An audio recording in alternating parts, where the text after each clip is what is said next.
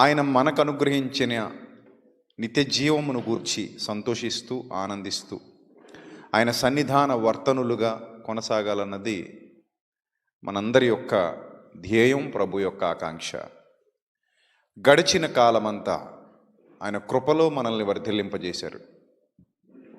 గడిచిన కాలమంతా ఆయన దయలో మనల్ని నడిపించారు. గడిచిన కాలమంతా ఆయన ప్రేమ, ఎనలేని ప్రేమ మన పట్ల చూపించారు. అందును బట్టి మొదటిగా తండ్రికి కృతజ్ఞతాస్థుతులు చెల్లింపబద్దులమై ఉన్నాం. ఏమిచ్చి ఆయన రుణం తీర్చుకోగలం? మొదటిగా మనమందరము ఆయన సన్నిధిలో ప్రార్థిద్దాం. ఆ తదుపరి మనం ఈ నూతన సంవత్సరాంతపు ఈ సంవత్సరాంతపు కృతజ్ఞత ఆరాధనలో భాగంగా నూతన సంవత్సరంలోనికి ప్రవేశించబోతున్నామన్న విషయాన్ని జ్ఞప్తికి తెచ్చుకుంటూ బాధ్యతాయుతమైన సందేశాన్ని మనం అందరం విందాం. మొదటిగా మోకరించగలిగిన వారు ఎవరైతే ఉన్నారో వారు పురుషులు, స్త్రీలు కూడా మీకు ఉన్నటువంటి గ్రీన్ కార్పెట్స్ మీద పురుషులు, స్త్రీలు కూడా వీలున్నవారు మోకరించండి. ప్రార్థనలో అందరూ కూడా ఏకీభవించండి. మనమందరం కూడా ప్రార్థన చేద్దాం. మన కొరకు మాత్రమే కాదు, అందరి కొరకు మనం ప్రార్థిద్దాం. దేవాది దేవునికి కృతజ్ఞతాస్థుతులు చెల్లిద్దాం. అలాంటి ధన్యత దేవుడు మనందరికీ అనుగ్రహించినందుకు ఆయనకు హృదయపూర్వకంగా నిండుగా నేను కృతజ్ఞతాస్థుతులు చెల్లిస్తూ, ఈ విధంగా ఈ సమయాన్ని మనకిచ్చిన, ఈ సమయాన్ని సద్వినియోగం చేసుకుంటున్న మీకు, సంఘానికి, ఎంతమంది అయితే ఇక్కడ ప్రత్యక్షంగా కనబడుతున్నారో మీ అందరికీ దేవుడు అనుగ్రహించిన ధన్యతను బట్టి కృతజ్ఞతాస్థుతులు చెల్లిస్తూ ప్రభునామాన్ని నేను మహిమపరచుటకు సిద్ధంగా ఉన్నాను. దయచేసి అందరూ కూడా తలలు వంచి ప్రార్థనలో ఏకీభవించండి.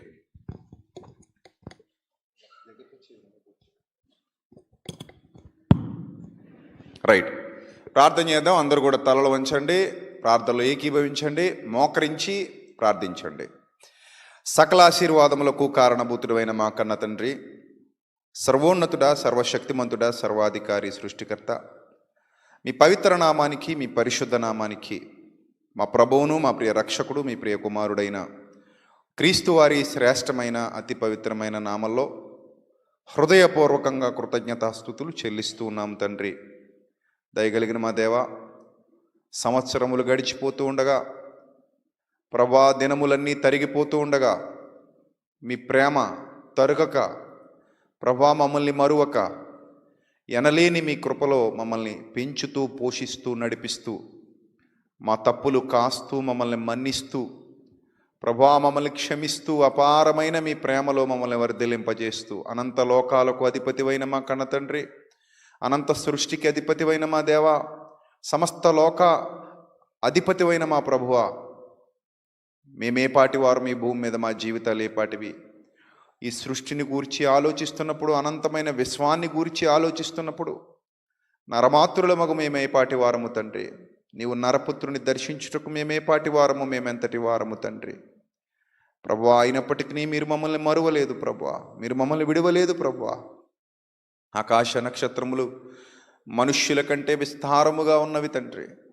ఇంత పెద్ద సృష్టిలో ప్రభా మానవుల్ని నిర్మించి, మీ పిల్లలుగా మీ యొక్క పోలికను, మీ యొక్క స్వరూపాన్ని మాకందరికీ అనుగ్రహించి, భూమి మీద మా కొరకు ఆయుష్కాలాన్ని నియమించి, ప్రకృతిని మా కొరకు ప్రతిరోజు నడిపిస్తూ, ప్రభా సమస్తాన్ని మాకు ప్రభా అనుగ్రహించి తండ్రి, ఆకాశము, భూమి, దాని యొక్క ఉత్పత్తులను మీరు మాకు దయచేసి సమృద్ధికరమైన వాతావరణంలో మమ్మల్ని నిలువబెట్టి నడిపిస్తూ నేటి వరకు దీవించి ఆశీర్వదించి ఇక్కడ కూర్చుండబెట్టారు తండ్రి. ప్రభా, మేమేమిచ్చి మీ రుణము తీర్చుకోగలము తండ్రి. ప్రభా, ఈ సంవత్సరాంతము వరకు మీ కృప, మీ కాపుదల, మీ రెక్కల నీడలో మాకు ఆశ్రయము దొరికింది తండ్రి. ప్రభా, పక్షి, రాజు పిల్లలు ఎలా అయితే దాని రెక్కల నీడలో ఆశ్రయం పొందుతాయో, కోడి తన పిల్లలను ఎలాగైతే తన రెక్కల నీడలో ప్రభా భద్రపరుస్తుందో, ఆ విధంగా ప్రభా మీరు మమ్మల్ని భద్రపరిచినందుకు కృతజ్ఞతాస్థుతులు చెల్లిస్తూ ఉన్నాను తండ్రి. పరలోకపు తండ్రి, మీ ప్రేమను రుచి చూడగలిగే భాగ్యాన్ని మాకు దయచేసినందుకు కృతజ్ఞతాస్థుతులు చెల్లిస్తూ ఉన్నాము తండ్రి. సంఘమంతయు ప్రభా ఇదిగో మీ సన్నిధిలో మోకరించి తండ్రి మీకు కృతజ్ఞతాస్థుతులు చెల్లించుటకు ఇంత గొప్ప సమయాన్ని మాకు ఇచ్చినందుకు ఏమిచ్చి మీరు తీర్చుకోగలము తండ్రి. దయగలిగిన మా దేవ, అనేక ప్రాంతాల నుండి మీ పిల్లలు వచ్చారు. ఈ విలువైన సమయాన్ని ప్రభువా ప్రత్యక్షంగా సద్వినియోగం చేసుకుంటున్నారు తండ్రి. ప్రభా ప్రతి ఒక్కరి జీవితాలలో మీరు ఉండండి. ప్రతి ఒక్కరికి మీ కృపను తోడుగా ఉంచండి. ప్రతి ఒక్కరికి మీ దయను అనుగ్రహించినందుకు స్తోత్రం తండ్రి. అవును ప్రభా, సంఘమంతయు మీకు స్తుతులు చెల్లిస్తూ ఉంది. సంఘమంతయు మిమ్మల్ని మహిమపరుస్తోంది తండ్రి. సంఘమంతయు మిమ్మల్ని గణపరుస్తోంది ప్రభువా. మా శిరస్సు అయిన మీ కుమారుని బట్టి అతిశయిస్తూ, ఆయన ద్వారా మీరు మాకు ఇచ్చిన ఆధిక్యతను బట్టి అతిశయిస్తూ, ఆయన ప్రేమను బట్టి అతిశయిస్తూ, ఆయన కృపను బట్టి అతిశయిస్తూ, ఆయన విలువైన రక్తాన్ని బట్టి అతిశయిస్తూ, ఆయన చేసిన బలియాగాన్ని బట్టి అతిశయిస్తూ, ఆయన మాకిచ్చిన నిబంధనను బట్టి అతిశయిస్తూ, ఆయన మాకిచ్చినటువంటి గొప్పదైన విశ్వాసమును బట్టి అతిశయిస్తూ తండ్రి, మీ సన్నిధి కాంతిలో ప్రభా మేము నడుచుటకు తండ్రి నూతన తీర్మానాలు ప్రభా మీ సన్నిధిలో చేసుకుంటూ ఉండగా ప్రభా మమ్మల్ని బలపరచండి. నూతన తీర్మానాలు చేసుకోవడానికి మా హృదయాలు తెరవండి తండ్రి. మీ వాక్యమును బట్టి తండ్రి నూతనమైన తీర్మానాలు మా జీవితంలో ప్రభా మేము ఈ రాత్రి నిర్ణయించుకొని తండ్రి ప్రభా సంవత్సరము అనే దయాకిరీటము మీరు మా మీద ఉంచి ఉండగా ప్రభా, మా బ్రతుకుకు కొలమానాలు మీరు ఏర్పరిచి ఉండగా ప్రభా, మా జీవితానికి కొలతలు మీరు ఏర్పరిచి ఉండగా ప్రభా, మీ పరిశుద్ధాత్మ శక్తి, మీ పరిశుద్ధాత్మ సహవాసము, మీ పరిశుద్ధాత్మ సహాయము మా అందరి మీద మీరు ప్రభా దీవెనగా మా అందరి శిరస్సుల మీద మీరు ఉంచి ఉండగా తండ్రి ప్రభా, సత్యము అనే పునాది మీద మమ్మల్ని నిలబెట్టి సత్యమును దట్టి మా నడుములకు కట్టి తండ్రి మా హృదయాలను ప్రతి దినదినము బలపరుస్తూ క్షేమాభివృద్ధి చెందిస్తూ తండ్రి నేటి వరకు ఆ సత్యమును ఆశ్రయించి సత్యమును బట్టి అతిశయించుటకు మాకు శక్తినిచ్చినందుకు కృతజ్ఞతాస్తుతులు చెల్లిస్తూ తండ్రి ప్రభువా, ఈరోజు ఆ సత్యములో ప్రభా వర్ధిల్లుతూ ప్రభువా సత్య సంబంధులముగా మీ పిల్లలముగా మీ సన్నిధిలో మోకరించి చేస్తున్నటువంటి ప్రార్థన మీరు ఆలకించి మాకు జవాబు దయచేస్తున్నారని మేము నమ్ముతున్నాము తండ్రి. ప్రభువా, మా నూతన తీర్మానాలు ఎంత బలమైనవిగా ఉండాలో ప్రభువా, ఇప్పుడే ప్రతి హృదయంలో మీ వాక్యమును బట్టి చక్కటి ఆలోచన దయచేయండి తండ్రి. ప్రభా, నూతనంగా మేము తీసుకోబోయే నిర్ణయాలు ఎంత బలంగా ఉండాలో తండ్రి. కాలము సమయము గతించిపోతూ ఉండగా తండ్రి ప్రభా, మేము ఏ విధంగా మీకు కావాలో, ఏ విధంగా మీరు మమ్మల్ని చూడాలనుకుంటున్నారో, ఏ విధంగా మీరు మమ్మల్ని నిలబెట్టాలనుకుంటున్నారో ప్రభా, ఏ విధంగా ప్రభా మీ యొక్క సన్నిధిలో మా జీవితాలు ఉండాలని మీరు కోరుకుంటున్నారో తండ్రి, ఆ విధమైన జీవితాలు ప్రతి సోదరి, ప్రతి సోదరుడు, ప్రతి బిడ్డ కలిగి ఉండడానికి మీ శక్తి, మీ బలము, మీ ధైర్యము ముఖ్యంగా ప్రసాదించండి. మీరు మాకు పిరికితనము గల ఆత్మనివ్వలేదు ప్రభువా. లోకం భయపడుతున్నట్టుగా, ప్రపంచం భయపడుతున్నట్టుగా భయపడుటకు తండ్రి మేము పిరికితనము గల ఆత్మ గలవారము కాము తండ్రి. శక్తి గల ఆత్మను, ధైర్యము గల ఆత్మను, బలము గల ఆత్మను మీరు మాకు అనుగ్రహించారు. ఆ ఆత్మలో మమ్మల్ని వర్ధిల్లింపజేస్తున్నారు తండ్రి. మీ బిడ్డలందరినీ బలపరచండి తండ్రి. మీ బిడ్డలందరి ఎడల మీ కృపను విస్తరింపచేయండి తండ్రి. ఎవరైతే హృదయపూర్వకముగా మీ సన్నిధిలో మోకరించి ప్రార్థిస్తున్నారో, ఎవరైతే వారి హృదయాలు మీ సన్నిధిలో కుమ్మరిస్తున్నారో, ఎవరైతే ప్రభువా తమ జీవితాలను మీ హస్తాలకు అప్పగించారో, ఎవరైతే మీ యందు బలమైన విశ్వాసము కలిగి ఉన్నారో తండ్రి, ఎవరైతే ప్రభువా మీ మాటలు యందు లక్ష్యమించారో, మీ యందు భయభక్తులు నిలిపారో ప్రభువా, ఎవరైతే మీ సన్నిధిని ఆశ్రయిస్తున్నారో, మీ సన్నిధిని కోరుకుంటున్నారో తండ్రి, ప్రతి బిడ్డ మీద ప్రభువా మీ దయగల హస్తాన్ని నుంచి తండ్రి, ప్రతి కుటుంబం మీద మీ దయగల హస్తాన్ని నుంచి బలపరచమని ప్రాధేయపడుతూ ఉన్నాము తండ్రి. బలపరచండి తండ్రి. శక్తి గల దేవా, బలము గల దేవా, నిత్య నూతనమైన శక్తితో ప్రభువా, నిత్యానందముతో ప్రభువా, నిత్య రక్షణానందముతో ప్రభువా, నిత్య జీవ ప్రయాణంలో ఉన్న ప్రతి యాత్రికుడు శుభమని తన సహోదరునితో చెప్పుచు సంతోషము గలవారై, ఆనందము గలవారై తండ్రి మీ సన్నిధాన వర్తనులుగా కొనసాగటానికి సహాయము చేయమని ప్రాధేయపడుతూ ఉన్నాము తండ్రి. ప్రభువా, వారు ఏ దేశములో ఉన్నా, ఏ ప్రాంతములో ఉన్నా తండ్రి, ఎక్కడ వారు నివసిస్తున్నా ప్రభువా, మీ యందు విశ్వాసం ఉంచిన బిడ్డలందరి ఎడల మీ కన్నులు ప్రభువా సంచారము చేస్తూ వారిని దృష్టిస్తూ ఉన్నాయని మేము బలంగా నమ్ముతున్నాం తండ్రి. మీ కన్నులు నీతిమంతుల మీదను వారి ప్రార్థనల వైపును ఉన్నాయని మీరు సెలవిచ్చిన మాటను మేము జ్ఞప్తికి తెచ్చుకుంటున్నాం ప్రభువా.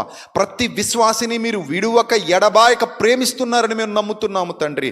ప్రభువా, ఈ సన్నిధిలో మీ కృపలో, మీ దయలో వర్ధిల్లుతున్న బిడ్డలందరినీ మరొకసారి మీ దయగల హస్తాల క్రింద భద్రపరిచి ముందుకు నడిపించమని ప్రాధేయపడుతూ ఉన్నాం ప్రభువా.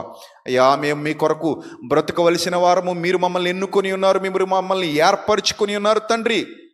మేమందరము మీ ఏర్పాటులో ఉన్నాం కనుకనే ప్రభా, లోకం మీదకి ఎలాంటి విపత్తులు వచ్చినా, లోకం మీద ఎలాంటి భయానకమైన సంఘటనలు జరిగినా, లోకంలో ఎలాంటి భయంకరమైన పరిస్థితులు కనబడుతున్నా తండ్రి, మీ పని ఇంకనూ మా చేతులకు ఉంది గనుక మీ పనిలో నడవవలసిన పాదాలు మేము కలిగి ఉన్నాము గనుక ఈ దేహాలతో ప్రభువా ఇంకనూ మీ యొక్క నామాన్ని మహిమపరచుటకు మేమందరము ప్రభువా మీ ఆత్మశక్తితో మీ ఆత్మ బలముతో నడిపించబడవలసిన వారము గనుక, మీరు ఎన్నుకున్న వారము గనుక, మీ రాజ్య వారసులుగా మీ యొక్క స్వార్థ పిలుపునందుకుని నిలబడిన వారము గనుక తండ్రి, ఇంకనూ మీ పని కొరకు మమ్మల్ని నిలువబెట్టుకున్నందుకు స్తోత్రం తండ్రి. ఇంకనూ మీరు మాకు సమయాన్ని అనుగ్రహిస్తున్నందుకు స్తోత్రం తండ్రి. మీ బిడ్డలందరినీ బలపరచండి, జ్ఞానం ఇవ్వండి, వివేకం ఇవ్వండి, శక్తితో నింపండి తండ్రి, బలముతో నింపండి. ప్రతి కుటుంబాన్ని దీవించండి, ఆశీర్వదించండి తండ్రి. ప్రతి హృదయాన్ని బలపరచండి ప్రభా. నూతన సంతోషాన్ని దయచేయండి ప్రభా, నూతన ఆనందాన్ని దయచేయండి తండ్రి. భారభరితమైన హృదయాన్ని ప్రభువా తుడిచివేసి తొలగించి తండ్రి, తీసివేసి ప్రభువా తేలికైన హృదయాన్ని దయచేయమని ప్రాధేయపడుతున్నాను తండ్రి. ఎవరైతే మీ సన్నిధిలో మొరపెడుతున్నారో, నిజముగా తమ హృదయాన్ని కుమ్మరిస్తున్నారో, ఆ హృదయాన్ని తేలిక చేయండి తండ్రి. ఆ హృదయాన్ని తేలికపరచండి ప్రభువా. ఈ రాత్రి మీ పిల్లలందరితో సూటిగా మీరే మీ వాక్యం ద్వారా మాట్లాడండి తండ్రి. మమ్మల్ని ఇంకా ఇంకా ఇంకా లోతైన సత్యంలోనికి నడిపించండి. మా తప్పులు ప్రభువా, పొరపాట్లు ఏమైనా ఉంటే ఈ దినమందే ప్రభువా వాటిని సరిదిద్దుకునే ఒక తీర్మానం జరిగించుకున్నట్టుకు సహాయం చేయండి తండ్రి. ప్రతి బిడ్డ కాళ్లకు బలాన్ని ఇవ్వండి, ప్రతి బిడ్డ చేతులకు బలాన్ని ఇవ్వండి, ప్రతి బిడ్డ హృదయానికి బలాన్ని ఇవ్వండి తండ్రి. ప్రభువా యవనస్తులను జ్ఞాపకం చేసుకోండి, యవన బిడ్డలను జ్ఞాపకం చేసుకోండి తండ్రి. వృద్ధులను, పెద్దలను, ప్రతి ఒక్కరిని జ్ఞాపకం చేసుకోండి. మా సమయం అయిపోతూ ఉంది ప్రభువా, కరిగిపోతున్న కొవ్వొత్తి వలె ప్రభువా మా సమయం గతించిపోతూ ఉండగా తండ్రి, ప్రభువా మా జీవితం ఏ పాటిది, మా బ్రతుకే పాటిదన్న సంగతిని గుర్తు చేసుకుంటూ త్రాసు మీద ధూళి వంటి వారమై, నీటిలో పోయబడి మరలా ఎత్తుటకు వీలు లేనటువంటి వారమై తండ్రి, ప్రభువా మట్టిలో కలిసిపోయేటువంటి మాయ జీవితాలు కలిగిన వారమే మేమున్నామన్న సత్యాన్ని గ్రహించి ప్రభువా మీ పిల్లలు ప్రార్థన జీవితాన్ని కలిగి తండ్రి, ప్రేమ కలిగి ప్రభువా మీ సన్నిధిలో వర్ధిల్లడానికి సహాయం చేయమని ప్రాధేయపడుతున్నాను తండ్రి. జ్ఞానం ఇవ్వండి ప్రభువా, వివేకం ఇవ్వండి తండ్రి, వివేకం ఇవ్వండి ప్రభువా.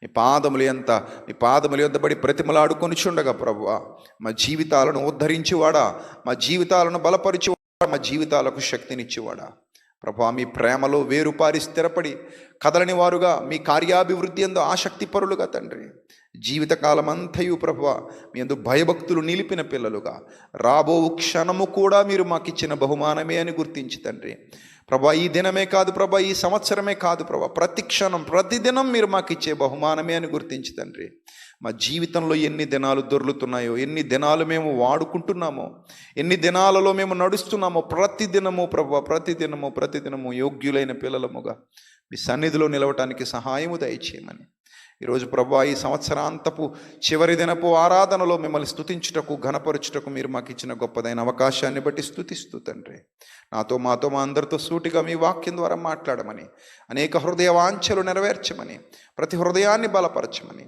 దూర ప్రాంతాల్లో ఉండి, దూర దేశాల్లో ఉండి ప్రభువా ఇక్కడికి రావటానికి వీలు పడని స్థితిలో ప్రభువా ఎవరైతే ఈ ప్రార్థనలో ఏకీభవిస్తున్నారో వారికి మాత్రం మీ కృపను దయచేసి మీ తోడను గ్రహించి నడిపించమని ప్రభువా, ప్రత్యక్షంగా ఇక్కడ మీ సన్నిధిలో నిలబడిన సంఘ బిడ్డలందరినీ దీవించి ఆశీర్వదించమని ప్రభువా, ఎవరైతే సోమరి పోతులుగా ఉన్నారో ప్రభువా, ఎవరైతే మీ సన్నిధికి దూరంగా నిలబడ్డారో ప్రభువా, ఎవరైతే మీ యందు భయభక్తులు లేక ఉన్నారో ప్రభువా, వారికి ప్రభా వినుబుద్ధిని, ప్రభా మారు మనస్సును, ప్రభా జ్ఞానమును, వివేకమును పుట్టించమని వేడుకుంటూ, ఆ కుటుంబాలను క్షమించమని ప్రాధేయపడుతూ ప్రభా మీ సన్నిధిని విడువక, మీ సన్నిధిని ఎడబాయక తండ్రి ప్రభా, వారి సోమరితనంతో వారి పైకప్పు దిగబడిపోతుందన్న సత్యమెరిగి తండ్రి, జ్ఞానము వివేకముతో ప్రభా మీ సన్నిధిలో గడపటానికి తండ్రి ప్రతి ఒక్కరికి సహాయము దయచేయమని తండ్రి, మీ ప్రభా ఆ దినము సమీపించడం మీరు చూచిన కొలది మరి ఎక్కువగా అలాగూ చేయమన్న మాటను జ్ఞప్తికి తెచ్చుకుని మీ బిడ్డలు వర్ధిల్లడానికి కృపను తోడుగా ఉంచమని ప్రాధేయపడుతూ, ఘనత మహిమ ప్రభావములు చెల్లిస్తూ తండ్రి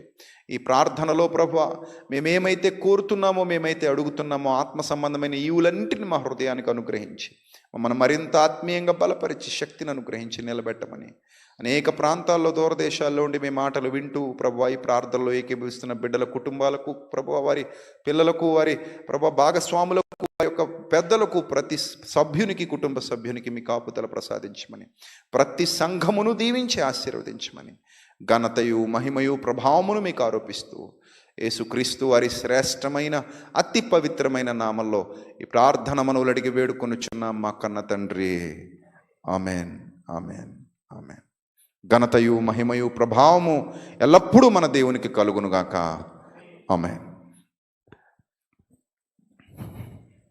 దయచేసి అందరూ లేచి మీ ప్లేసెస్లో కూర్చోండి. ప్రభు మనకు అనుగ్రహించినటువంటి ఈ దయా కిరీటమును బట్టి ఆయనను స్తుతిస్తూ ఆయనను మహిమపరుస్తూ ఒక విలువైన సందేశాన్ని మనమందరం విందాం. ప్రభు కృపకు మనమందరం పాత్రులమయ్యాం. ప్రభు దయకు మనమందరం పాత్రులమయ్యాం.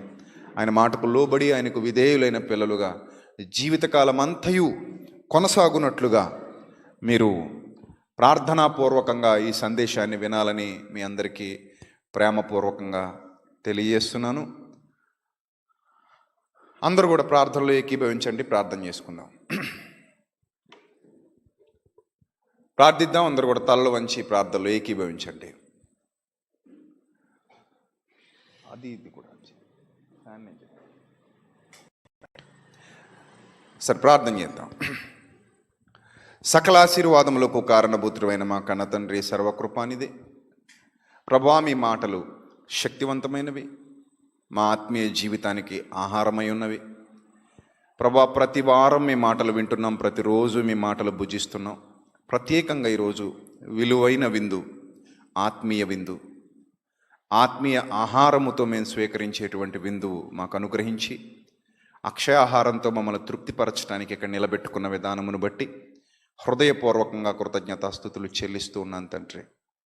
వచ్చినటువంటి మీ పిల్లలందరినీ దీవించండి ప్రభా. ఈ సమయాన్ని మీ సన్నిధిలో గడపాలని నిశ్చయించుకున్న బిడ్డల కుటుంబాలకు మేలు దయచేయండి ప్రభా. మీ కృపను ఆ కుటుంబాలన్నిటికీ తోడుగా ఉంచండి. మీ దయలో మీ బిడ్డలందరినీ క్షేమకరమైన స్థితిలో నడిపించమని ఘనత, మహిమ, ప్రభావములు మీకు చెల్లిస్తూ సంఘమంతటిని, సంఘ బిడ్డలందరినీ ప్రభా, ఈరోజు ఇక్కడ ఎవరైతే కనబడుతూ మీ అందు భయభక్తులు నిలిపి మీ మాటలలోని మాధుర్యాన్ని అనుభవించడానికి వచ్చారో ప్రత్యక్షంగా కూర్చున్న ప్రతి కుటుంబాన్ని దీవించి ఆశీర్వదించమని ప్రభా, మీ దీనదాసునిగా నన్ను నిలువబెట్టుకున్నందుకు కృతజ్ఞతాస్తుతులు చెల్లిస్తూ మీ మాటలు ప్రభా మీ పిల్లలకు ఉపదేశించడానికి శక్తిని, బలాన్ని అనుగ్రహించమని ప్రాధేయపడుతూ యేసుక్రీస్తు వారి శ్రేష్టమైన నామంలో ఈ ప్రార్థన మనవులు అడిగి వేడుకొనుచున్నాం మా కన్న తండ్రి. ఆమెన్. ప్రియమైన దేవుని సంగమా, ప్రతిరోజు మనం వాక్యం వింటూనే ఉన్నాం. మనందరికీ ప్రతిరోజు స్పెషల్. అర్థమవుతుందా? Every day a special day for us. Because yes, every day given by God. ప్రతిరోజు దేవుడు మనకు అనుగ్రహించినటువంటి రోజు. ఈ రోజులో ఏ ప్రత్యేకత లేదు, అన్ని రోజుల లాంటి రోజే ఇది కూడా. కానీ ఒక సంవత్సరం ఈ రోజుతో ముగిసిపోతుందన్న సంకేతం ఉంది కనుక ఈ రోజుతో కాల గణనలో, కొలమానాలలో ఈ రోజుతో ఒక సంవత్సరం ముగిసిపోతుంది. రేపటి నుండి కాల గణనలో మరొక సంవత్సరం ప్రారంభం కాబోతుంది. ఆ ఒక్క పాయింటే మనం ఆలోచిస్తున్నాం. ఎందుకంటే మనం కాలాన్ని లెక్కలు కట్టుకుంటూ బతికే వాళ్ళం కాబట్టి. భూమి మీద ఉన్న ప్రతి మనిషి కాలాన్ని లెక్కలు కట్టుకుంటూ బ్రతికేవాడు. మీకు విచిత్రమైన సంగతి చెప్పనా? పరలోకంలో క్యాలెండర్లు ఉండవు. ఉంటాయా? పరదైసులో కూడా క్యాలెండర్లు ఉండవు. ఉంటాయా? పాతాళంలో కూడా క్యాలెండర్లు ఉండవు. ఉంటాయా? ఉండవు. పరలోకంలో లేని క్యాలెండర్లు, పరదైసులో లేని క్యాలెండర్లు, పాతాళంలో లేని క్యాలెండర్లు మరి ఎక్కడున్నాయి? భూమి మీద ఉన్నాయి. అక్కడెందుకు క్యాలెండర్ అవసరం లేదు, ఇక్కడెందుకు క్యాలెండర్ కావాలంటే మరి అక్కడ ఉన్నారు కదా, జీవులు ఉన్నారా లేదా? పరలోకంలో జీవులు ఉన్నారు. కోటాను కోట్ల దూతల సైన్య సమూహాలు ఉన్నాయి. అవి ప్రభువును స్తుతిస్తున్నాయి, ప్రభు మాటలు వింటున్నాయి, ప్రభు చెప్పిన ప్రతి పని చేస్తున్నాయి. పరదేశంలో నీతిమంతులు ఉన్నారు, జీవులు ఉన్నారు, వారు అక్కడ జీవిస్తున్నారు. అబ్రహాం అక్కడున్నాడు, చనిపోయిన లాజరు అక్కడున్నాడు, మోషే, ఏలియాలు అక్కడి నుంచే వచ్చారు. భక్తులందరూ అక్కడే ఉన్నారు. పితరుల యొద్దకు చేర్చబడ్డారు. పితరులు, విశ్వాసులైన దేవుని పిల్లలందరూ పరదేశంలో ఉన్నారన్న సత్యం మనందరికీ తెలుసు. అక్కడ జీవులు ఉన్నారు. మరి వారికి క్యాలెండర్తో పని లేదా? ఆ జీవులు ఎవరికి క్యాలెండర్తో పని లేదు. ఇక మనం పాతాళ లోకం గురించి ఆలోచిస్తే గ్రంథంలో చాలా స్పష్టంగా పాతాళాన్ని గురించి వ్రాయబడింది. పాతాళం అన్న పదం అనేక సందర్భాలలో గ్రంథం మనకి వివరించింది. ధనవంతుడు ఆ పాతాళములోనికి వెళ్ళి యాతన పడుచున్నాడన్న సందర్భం కూడా మనం పలుమార్లు విన్నాం. మరి ఆ పాతాళ లోకంలో కూడా ఎవరున్నారు? జీవులు ఉన్నారు, జీవిస్తున్నారు అక్కడ కూడా. మరి అక్కడుందా క్యాలెండర్ అంటే నో క్యాలెండర్. పాతాళ లోకంలో క్యాలెండర్ లేదు, పరలోకంలో జీవులు ఉన్నారు కానీ క్యాలెండర్ లేదు, పరదైసులో జీవులు ఉన్నారు, ఆత్మలు ఉన్నారు కానీ క్యాలెండర్ లేదు. భూమి మీద జీవులు ఉన్నారు, క్యాలెండర్ ఉంది. ఎందుకు భూమి మీద మాత్రమే కాలగణన క్యాలెండర్ కనబడుతోంది అన్న ఒక్క పాయింట్ మనకు అర్థమైతే చాలు, ఒక్కరోజు కూడా మన జీవితంలో వృధాగా పోనివ్వం. అక్కడ లేని కొలత ఇక్కడ మాత్రమే ఎందుకు? అక్కడ లేని కొలమానం ఇక్కడ మాత్రమే ఎందుకు? నాకు మాత్రమే ఎందుకు? అవును, నీకు కూడా ఈ భూమి, ఈ లోకం, ఈ భూలోకం అనే ఈ యొక్క స్థితిని దాటిపోతే నీకు కూడా నో క్యాలెండర్, నో కొలమానం. ఎస్, నీకు ఇక కొలతలు ఉండవు, కొలమానాలు ఉండవు, లెక్కలు ఉండవు, ఏముండవు. ఇక్కడ ఉన్నంత వరకే నీకు కొలతలు, ఇక్కడ ఉన్నంత వరకే నీకు లెక్కలు. ఇక్కడ నుంచి వెళ్ళిపోతే నీకు నాకు కొలతలు లేవు, లెక్కలు లేవు. దీన్ని బట్టి మీకు ఏమర్థం అవ్వాలంటే, అవును, కొన్ని గడులు గీసుకొని ప్రతిరోజు ఒక గడి పూర్తి చేస్తున్నట్టుగా, ఒక గడిలో నుండి మరొక గడిలోనికి దాటిపోతున్నట్టుగా. గడియారము అన్న పదం అందుకే వచ్చింది, గడియారము. ఆ గడియలు లెక్కలు కడుతున్నారు కాబట్టి, గడియకు లెక్కలు ఉన్నాయి కాబట్టి, గడియలను లెక్క పెట్టేది కాబట్టి గడియారం. గడులలో ఇది వరకు గడియారాలు గడుల మాదిరే ఉండేవి. మెట్లు, నీడ నడుస్తోంది, 10 గడులు దాటుతోంది, 10 మెట్లు ఎక్కుతోంది.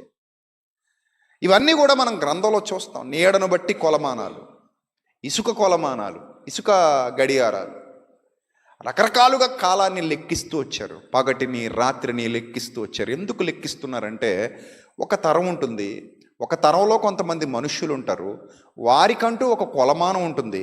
ఆ తర్వాత వారు మట్టికి చేరతారు, కొలమానం ఉండదు. పుట్టిన నాట నుండి, ఊహ తెలిసిన నాట నుండి మట్టికి చేరేంత వరకు మానవునికి కొలమానం ఉంటుంది. మట్టికి చేరిన తర్వాత ఏ మానవునికి ఎలాంటి కొలమానం ఉండనుగాక ఉండదు. ఈ కొలమానం ఎందుకు మనం కొలుచుకుంటూ బతకాలి? ఎందుకు ప్రతిరోజు కొలతలు వేసుకోవాలి? ఎందుకు ప్రతిరోజు లెక్కలు వేసుకోవాలి? ఎప్పుడైనా ఆలోచించారా? ఈరోజు డేట్ ఎంత? మీ అందరికీ తెలుసు, చాలా పేపర్ క్యాలెండర్స్. డైలీ ఒక పేపర్ ఏం చేస్తాం? చింపుతాం. డైలీ ఒక పేపర్ ఏం చేస్తాం? తీసి అవతల పడేస్తుంటాం. ఎందుకు? డైలీ మార్నింగ్ లేవగానే ఒక పేపర్ చించి ఎందుకు అవతల పడేస్తామంటే, ఎస్, ఆ డే అయిపోయింది, అది కంప్లీట్ అయిపోయింది, దట్ వాస్ కంప్లీటెడ్. అది అయిపోయిన డే, దాని గురించి ఆలోచించడానికి లేదు, చించేసామంటే అర్థం ఏంటో తెలుసా? మన జీవితంలో అది చెరిగిపోయింది, చెరిపేశాం అని అర్థం. మన జీవితంలోంచి దాన్ని ఏం చేశాం? చెరిపేశాం. ఇలా ఎన్ని దినాలు చెరుపుతూ ఇక్కడ దాకా వచ్చామో తెలుసా? ఎప్పుడైనా ఆలోచించారా? ఎన్ని దినాలు చెరిపేశాం నీ జీవితంలో? 30 ఏళ్ళు చెరిపేసిన వాళ్ళు ఉన్నారు ఇక్కడ, 20 ఏళ్ళు చెరిపేసిన వాళ్ళు ఉన్నారు, 40 ఏళ్ళు చెరిపేసిన వాళ్ళు ఉన్నారు, 50 ఏళ్ళు చెరిగిపోయిన వాళ్ళు ఉన్నారు. ఇవన్నీ చెరిగిపోయిన దినాలు, చిరిగిపోయిన దినాలు. మీరు ఏదైనా అనుకోండి, ఏ పదమైనా తగిలించుకోండి, ఏదైనా సూట్ అయిపోద్ది. చిరిగిపోయిన దినాలన్నా ఓకే, చెరిగిపోయిన దినాలైనా ఓకే, తరిగిపోయిన దినాలైనా ఓకే, ఏ దినం అనుకున్నా ఓకే. అవన్నీ మీ జీవితంలో నుంచి ఏమైపోయాయి? వెళ్ళిపోయాయి. ఇక ముందెన్ని ఉన్నాయి చెప్పండి? ఎన్ని ఉన్నాయి తెలియదు. ముందెన్ని ఉన్నాయో తెలియదు. ఒక తండ్రి తన కుమారుడికి ఒక డిబ్బి ఇచ్చారట. డిబ్బిలో చెయ్యి పెడితే కాయిన్స్ దొరుకుతాయి. చిన్న రంధ్రం పెట్టాడు. చిన్న రంధ్రం పెట్టి చెయ్యి పెట్టుకుని ఒక్కొక్కటి కాయిన్స్ తీసుకో, ఖర్చు పెట్టుకో జాగ్రత్తగా, కానీ నీ ప్రయాణం పూర్తయ్యే వరకు నీకు లెక్కకు సరిపడగా వేసి ఇచ్చాను, జాగ్రత్తగా ఖర్చు పెట్టుకో అని చెప్పి దూర ప్రయాణం పంపించాడు. ఈ కొడుకు ఆ డిబ్బి తీసుకున్నాడు. వంచుతుంటే ఏమొస్తున్నాయి? వంచుతుంటే డబ్బులు వస్తున్నాయి. వాడడం మొదలుపెట్టాడు. ప్రయాణం ఇంకా చాలా దూరం ఉంది. సగం దూరం వెళ్ళేసరికి మొత్తం డబ్బులన్నీ ఏం చేశాడంటే వాడేశాడు. ఎలా వాడాడు? సద్వినియోగం చేశాడా, దుర్వినియోగం చేశాడా? దుర్వినియోగం చేశాడు. దారిలో కనబడిందల్లా కొన్నాడు, కనబడిందల్లా అవసరం లేకపోయినా తిన్నాడు, కనబడిన చోటల్లా అవసరం లేకపోయినా ఖర్చు పెట్టాడు, అవసరం లేని ప్రతి వస్తువును వాడడం మొదలుపెట్టాడు, ప్రతి చోట ఆ ధనాన్ని వినియోగించడం మొదలుపెట్టాడు. ఎందుకంటే వాడికి అనుకుంటున్నాడు, డిబ్బి ఉంది నా దగ్గర, ఊపుతుంటే ఏమవుతుంది? శబ్దం వస్తుంది, గల గలమంటనే. రెండున్నా శబ్దం వస్తుంది, ఒకటున్నా శబ్దం వస్తుంది లోపల. ఎన్నున్నాయో నీకు తెలీదు, ఊపుతుంటే శబ్దం వస్తుంది, లోపల ఉన్నాయి. ఓ మా నాన్న నాకు ఇచ్చాడు, ఖర్చు పెట్టుకుంటూ పోవడమే. సగం దూరం వెళ్ళేసరికి ఖాళీ డబ్బా, మోగడానికి ఏమీ లేవు. ఒక్కటి తీగానే ఇంక అయిపోయిందిరా నాయన, మోగట్లేదంటే ఇంకేమీ లేవు. సమయం చాలా అయిపోయింది, తీరానికి వెళ్ళే పరిస్థితి లేకుండా పోయింది, మధ్యలో దినాలన్నీ ఖర్చు అయిపోయాయి, అక్కడే ఆగిపోయావు, ఏం చేయాలో అర్థం కాని పరిస్థితి. చాలామంది తమ దినములు ఏ విధంగా సద్వినియోగం చేసుకోవాలో తెలియక సంవత్సరాలన్నీ చెరుపుకుంటూ ఆ పిచ్చి కుమారుల్లాగే తండ్రి ఇచ్చినటువంటి ఆ దినాల్ని వ్యర్థంగా గడుపుకుంటూ వెళ్ళిపోతున్నారు. తండ్రి ఇచ్చిన దినాలను ఎలా గడిపేస్తున్నారు? వ్యర్థంగా గడుపుతున్నారు. ఇంత విలువైన వాతావరణం ఉంది ఈరోజు మనకి. దేవుని సన్నిధిలో ఉన్నాం, ప్రభు సన్నిధిలో కూర్చోవడం అదొక దీవెన, ఆశీర్వాదకరమైన స్థితి. ఇది అందరికీ దొరకదు ఆ స్థితి. ఈరోజు మనం రెస్టారెంట్లో కూర్చో ఛాన్స్ ఉందా లేదా? ఉందా? రకరకాల ఆఫర్స్ ఇస్తున్నాయి రెస్టారెంట్లు, ఇస్తున్నాయి లేవా? అన్ని రకాలు దొరుకుతాయి ఈరోజు. మీకు ఎక్కడికైనా వెళ్ళండి, చిన్న బడ్డీ కొట్టు మొదలుకొని పెద్ద 5 స్టార్ హోటల్ వరకు, ఎవ్రీవేర్ ఎనీవేర్ మీరేం చూడొచ్చు? There are many offers. There are so many offers. నువ్వు వెళ్ళొచ్చు, నువ్వు చూజ్ చేసుకోవచ్చు. అందులో మీకు అన్నీ దొరుకుతాయి. చికెన్ దొరుకుతుంది, మటన్ దొరుకుతుంది, చేపల్లో 4 రకాలు ఉంటాయి, కౌజు పిట్ట, పంది మాంసం, నాటుకోడి మాంసం, ఇంకేం వదలరు. A to Z, రొయ్య, పీత, చేప, గొర్రె అన్నీ ఉంటాయి. అన్నీ A to Z అన్నీ కలిపి మిక్స్డ్ బిర్యానీ ఇస్తాడు మీకు. ఆల్రెడీ చాలామంది మొదలెట్టేసే ఉంటారు, ఇప్పటికి దగ్గర 10 అవుతుంది కదా, ఆల్రెడీ మొదలు పెడేస్తారు చాలామంది. ఎందుకంటే ఆఫర్లు కొన్ని చోట్ల అయితే లైన్లో నిలబడతారు, కొన్ని రెస్టారెంట్లు అయితే అసలు ఖాళీ ఉండవు. అంటే వాళ్ళందరూ హాయిగా తిని అక్కడ గడుపుతున్నారు సమయాన్ని. మరికొంతమంది బారుల్లో గడుపుతారు. స్పెషల్ డ్యాన్స్ షోలు ఉంటాయి ఈరోజు, స్పెషల్గా పెద్ద వాళ్ళని తీసుకొస్తారు, వాళ్ళతో డ్యాన్స్ షోలు, ప్రోగ్రామ్స్, ఎంటర్టైన్మెంట్ ప్రోగ్రామ్స్ చక్కగా అక్కడ గడుపుతారు.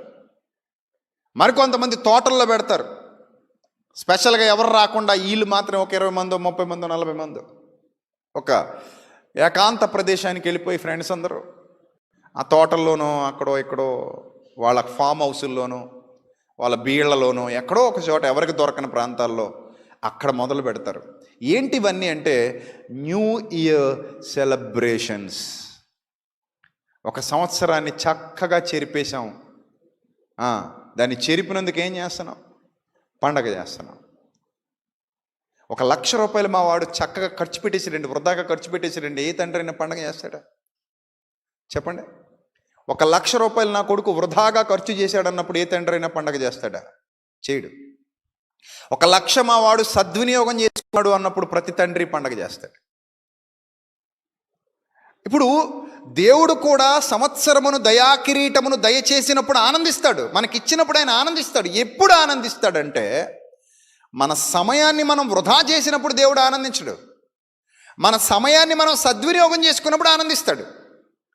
ఒక సగటు తండ్రి తన కుమారుడికి 1,00,000 రూపాయలు ఇచ్చి నువ్వు దాన్ని సద్వినియోగం చేసుకో అంటే వాడు 1,00,000 రూపాయలని మరో 1,00,000 చేసినప్పుడు ఏ తండ్రి ఆనందించకుండా ఉంటాడు? చెప్పండి.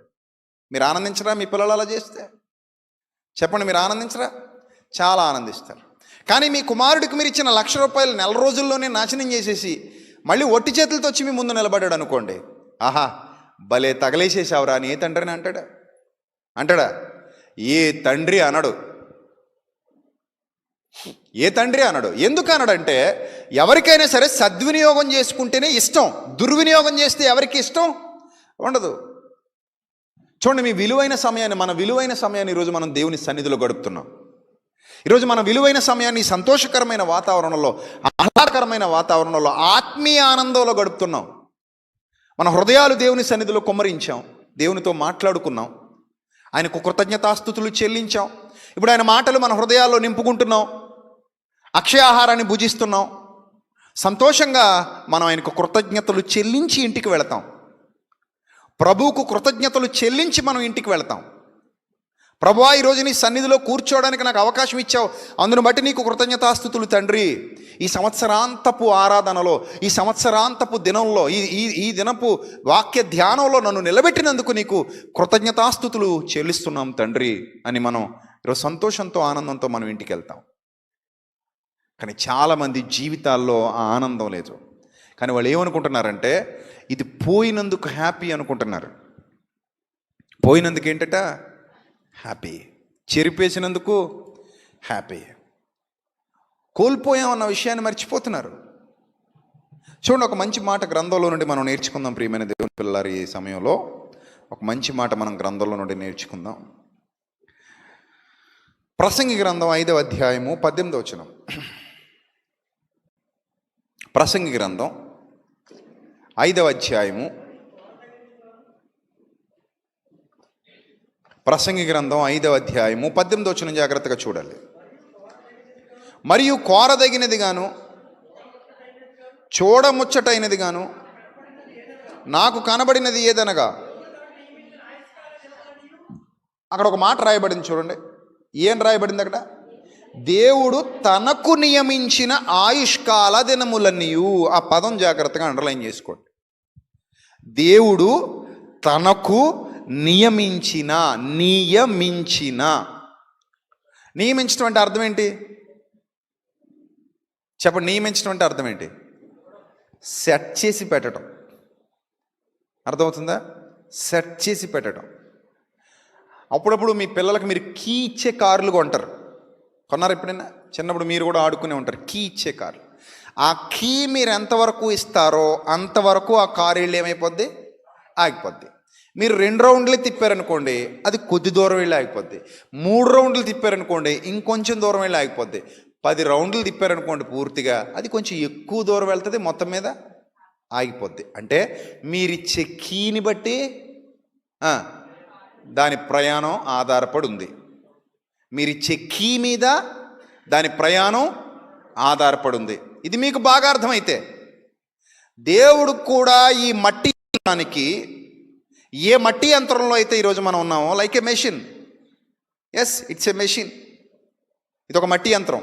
ఈ మట్టి యంత్రంలో కూడా మనం కీ వదిలేశాడు దేవుడు.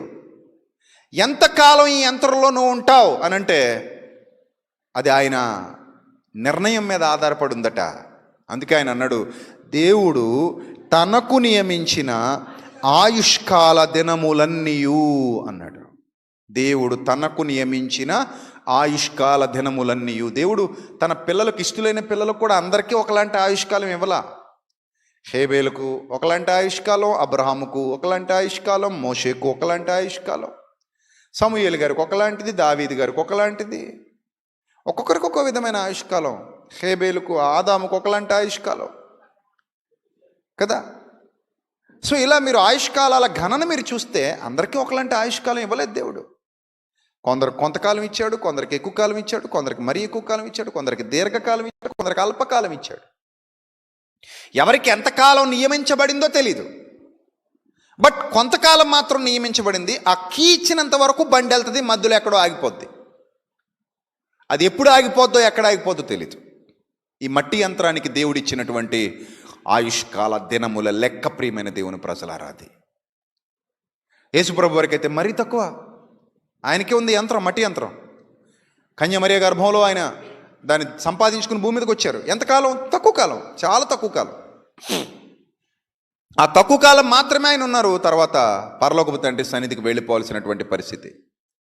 ఆయన పని ముగించుకుని వెళ్ళిపోయారు. సో ఇప్పుడు మనకు కూడా దేవుడు ఆయుష్కాలాన్ని ఇచ్చాడు. ఆ ఆయుష్కాలాన్ని నియమించాడట. అవి దినములు అన్నాడు. అంటే కాల గణన ఇప్పుడు మొదలైంది. మనందరికీ గణన మొదలైంది. లెక్కలేసుకుంటున్నాం, ప్రతిరోజు లెక్కలేసుకుంటున్నాం. నాకెంత వయస్సో నాకు తెలుసు అన్నవాళ్ళు చేయతండి. నా వయసు ఎంతో నాకు తెలుసు అన్నవాళ్ళు చేయతల్లి. చూసారా, ఆల్మోస్ట్ వాళ్ళు అందరికీ తెలుసు. ఇక్కడ కూర్చొని అందరికీ మీ వయసు తెలుసు. అంటే దాని అర్థం ఏంటి చెప్పండి? దాని అర్థం ఏంటి? లెక్కలేసుకుంటున్నారు. మీరు లెక్కలేసుకుంటూ బతుకుతున్నారు. I right or wrong? No doubt. లెక్కలేసుకుంటూ బతుకుతున్నారు. నాకు అప్పుడు 20 వచ్చేసాయి, నాకు 40 వచ్చేసాయి, నాకు 50 వచ్చేసాయి, 26లో ఉన్నాను, 34లో ఉన్నాను, 27లో ఉన్నాను. అవునా కదా? ఇవన్నీ మనం వేసుకుంటున్నటువంటి లెక్కలు.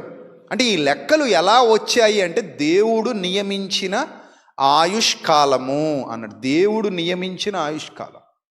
ఈ ఆయుష్కాలం అట, ఈ లెక్కలు, వీటి గురించి దేవుడు ఒక మంచి మాట వ్రాయించాడు. చూడండి, రోమాపత్రిక 13వ అధ్యాయము 11వ వచనం. జాగ్రత్తగా చూడాలి. రోమాపత్రిక 13వ అధ్యాయము 11వ వచనం. చాలాసార్లు మీరు చదువుకున్నారు, మరొకసారి చదవండి. మరియు మీరు కాలమును ఎరిగి అన్నాడు. కాలమును మనం ఎందుకు ఎరగాలి? మనకేంటి పని? కాలమును ఎరగవలసిన పని ఏంటి? కాలమును ఎరిగినవాడు జాగ్రత్త పడతాడు. ఒక తల్లి డాబా మీద పిండి వడియాలు ఆరబెట్టింది. పిండి వడియాలు ఆరబెట్టి తన పని తాను చేసుకుంటుంది. ఎండగా ఉంది. ఒక గంట తన పని తాను చేసుకున్న తర్వాత మబ్బు వేయడం మొదలుపెట్టింది. ఏదో చీకటిగా వస్తోంది అన్న విషయం అర్థమైంది. మబ్బుగా ఉంది, నల్లగా అయిపోయింది వాతావరణం అంతా. ఇదివరకట్లా ఎండలేదు. వెంటనే బయటకు వచ్చి చూసింది. బయటకు వచ్చి చూడగానే వాతావరణం అంతా మారిపోయింది. కాసేపట్లో ఏం పడబోతుంది అన్న విషయాన్ని గ్రహించింది. వర్షం పడబోతుంది అన్న విషయాన్ని గ్రహించింది. ఎప్పుడైతే వర్షం పడబోతుంది అన్న విషయాన్ని గ్రహించిందో ఇమ్మీడియట్గా ఆమె ఎక్కడికి వెళ్తుంది? డాబా మీదకి వెళ్తుంది. డాబా మీదకి వెళ్ళి ఏం చేస్తుంది? ఆ పిండి వడియాలన్నీ నీట్గా సర్దుకుంటుంది. సర్దుకుని కిందకి తెచ్చుకుంటుంది. వర్షం పడని చోట వాటిని దాచుకుంటుంది. ఎక్కడ దాచుకుంటుంది? వర్షం పడని చోట దాచుకుంటుంది. వర్షం పడినా తన ప్రొడక్ట్ పాడైపోకుండా జాగ్రత్తగా కాపాడుకుంటుంది. అంటే కాలము నెరిగింది. టైం అయిపోతుంది అన్న విషయాన్ని గుర్తించిన ప్రతివాడు కూడా చాలా జాగ్రత్తగా దాన్ని కాపాడుకుంటాడు. చాలా జాగ్రత్తగా సెట్ చేసుకుంటాడు. దాన్ని తన జీవితంలో దాన్ని నాశనం కానివ్వకుండా జాగ్రత్తగా పట్టుకుంటాడు. ఎవ్రీ డే ఇంపార్టెంట్ అనుకుంటాడు, ఎవ్రీ ఇయర్ ఇంపార్టెంట్ అనుకుంటాడు, ఎవ్రీ మంత్ ఇంపార్టెంట్ అనుకుంటాడు, ఎవ్రీ సెకండ్ ఇంపార్టెంట్ అనుకుంటాడు. అందుకే చూడండి, ఇక్కడ ఏం రాస్తున్నాడంటే, మీరు కాలము నెరిగి నిద్ర మేలుకొని వేళ అయినదని తెలుసుకొని అన్నాడు. నిద్ర మేలుకునే వేళ అయిపోయింది. ఇంక నిద్రపోతామా? ఇంక నిద్రపోం. అప్పుడప్పుడు మనం అలారం పెట్టుకుంటాం. ఎందుకు చెప్పండి? అలారం ఎందుకు చెప్పండి? మనందరికీ ఆ టైంకి మనం లేవాలి. అందుకే అలారం మోగిందంటే ఖచ్చితంగా మనం ఏం చేయాలి? లేవాలి. ఇక మొద్దు నిద్ర పనికిరాదు. పనికి వెళ్ళే సమయం ఆసన్నమైంది. ఇక నిద్రపోయే సమయం కాదు, పని చేసే సమయం. నిద్రపోవాల్సిన ఘడియలు కావివి, పనికి వెళ్ళాల్సిన ఘడియలు. కొంతమందికి చూడండి, అందరికీ పొద్దెక్కేదాకా పడుకోవటం కుదరదండి. ఎవరికో ఉంటారు కొంతమంది. 10 అయినా లేవక్కర్లేదు, 11 అయినా లేవక్కర్లేదు. అలాంటి వాళ్ళు కొంతమంది ఉంటారు. కొన్ని ఉద్యోగాలు ఉంటాయి అలాంటివి. సొంత పనులు చేసుకునేవాడికి 10 అయ్యేదాకైనా పడుకుంటాడు, 11 అయ్యేదాకైనా పడుకుంటాడు. అడిగేవాడు ఎవడు లేడు అక్కడ. అంతే కదా? సొంత వ్యాపారం అనుకోండి, సొంత పని అనుకోండి, ఎంతసేపు అయినా పడుకుంటాడు. అడిగేవాడు కుదరదు. ఇందాక మిషన్ బాగు చేయించడానికి వెళ్ళారట ఇల్లు. తమ్ముడు వచ్చి చెప్తున్నాడు, ఏదో టైల్స్ కొట్టే మిషన్ ఏదో. అక్కడికి వెళ్తే వాళ్ళు లేపి, ఏమండి మా మిషన్ రిపేర్ చేయాలి అర్జెంట్, అక్కడ చర్చి దగ్గర వర్క్ జరుగుతుందని వెళ్తే అలా ఆవిడ పిలుచుకొస్తానని ఇళ్ళ లోపలికి వెళ్ళిందట. ఆ లోపల ఆయన మంచం మీద ఉండి పెద్ద పెద్ద కేకలు వేసాడట. 5 అయ్యేంత వరకు నా గదిలోకి వచ్చావా, తగులుతే నీకు అన్నాడు. అబ్బా, ఎవరికి తగిలేది? భార్యకి.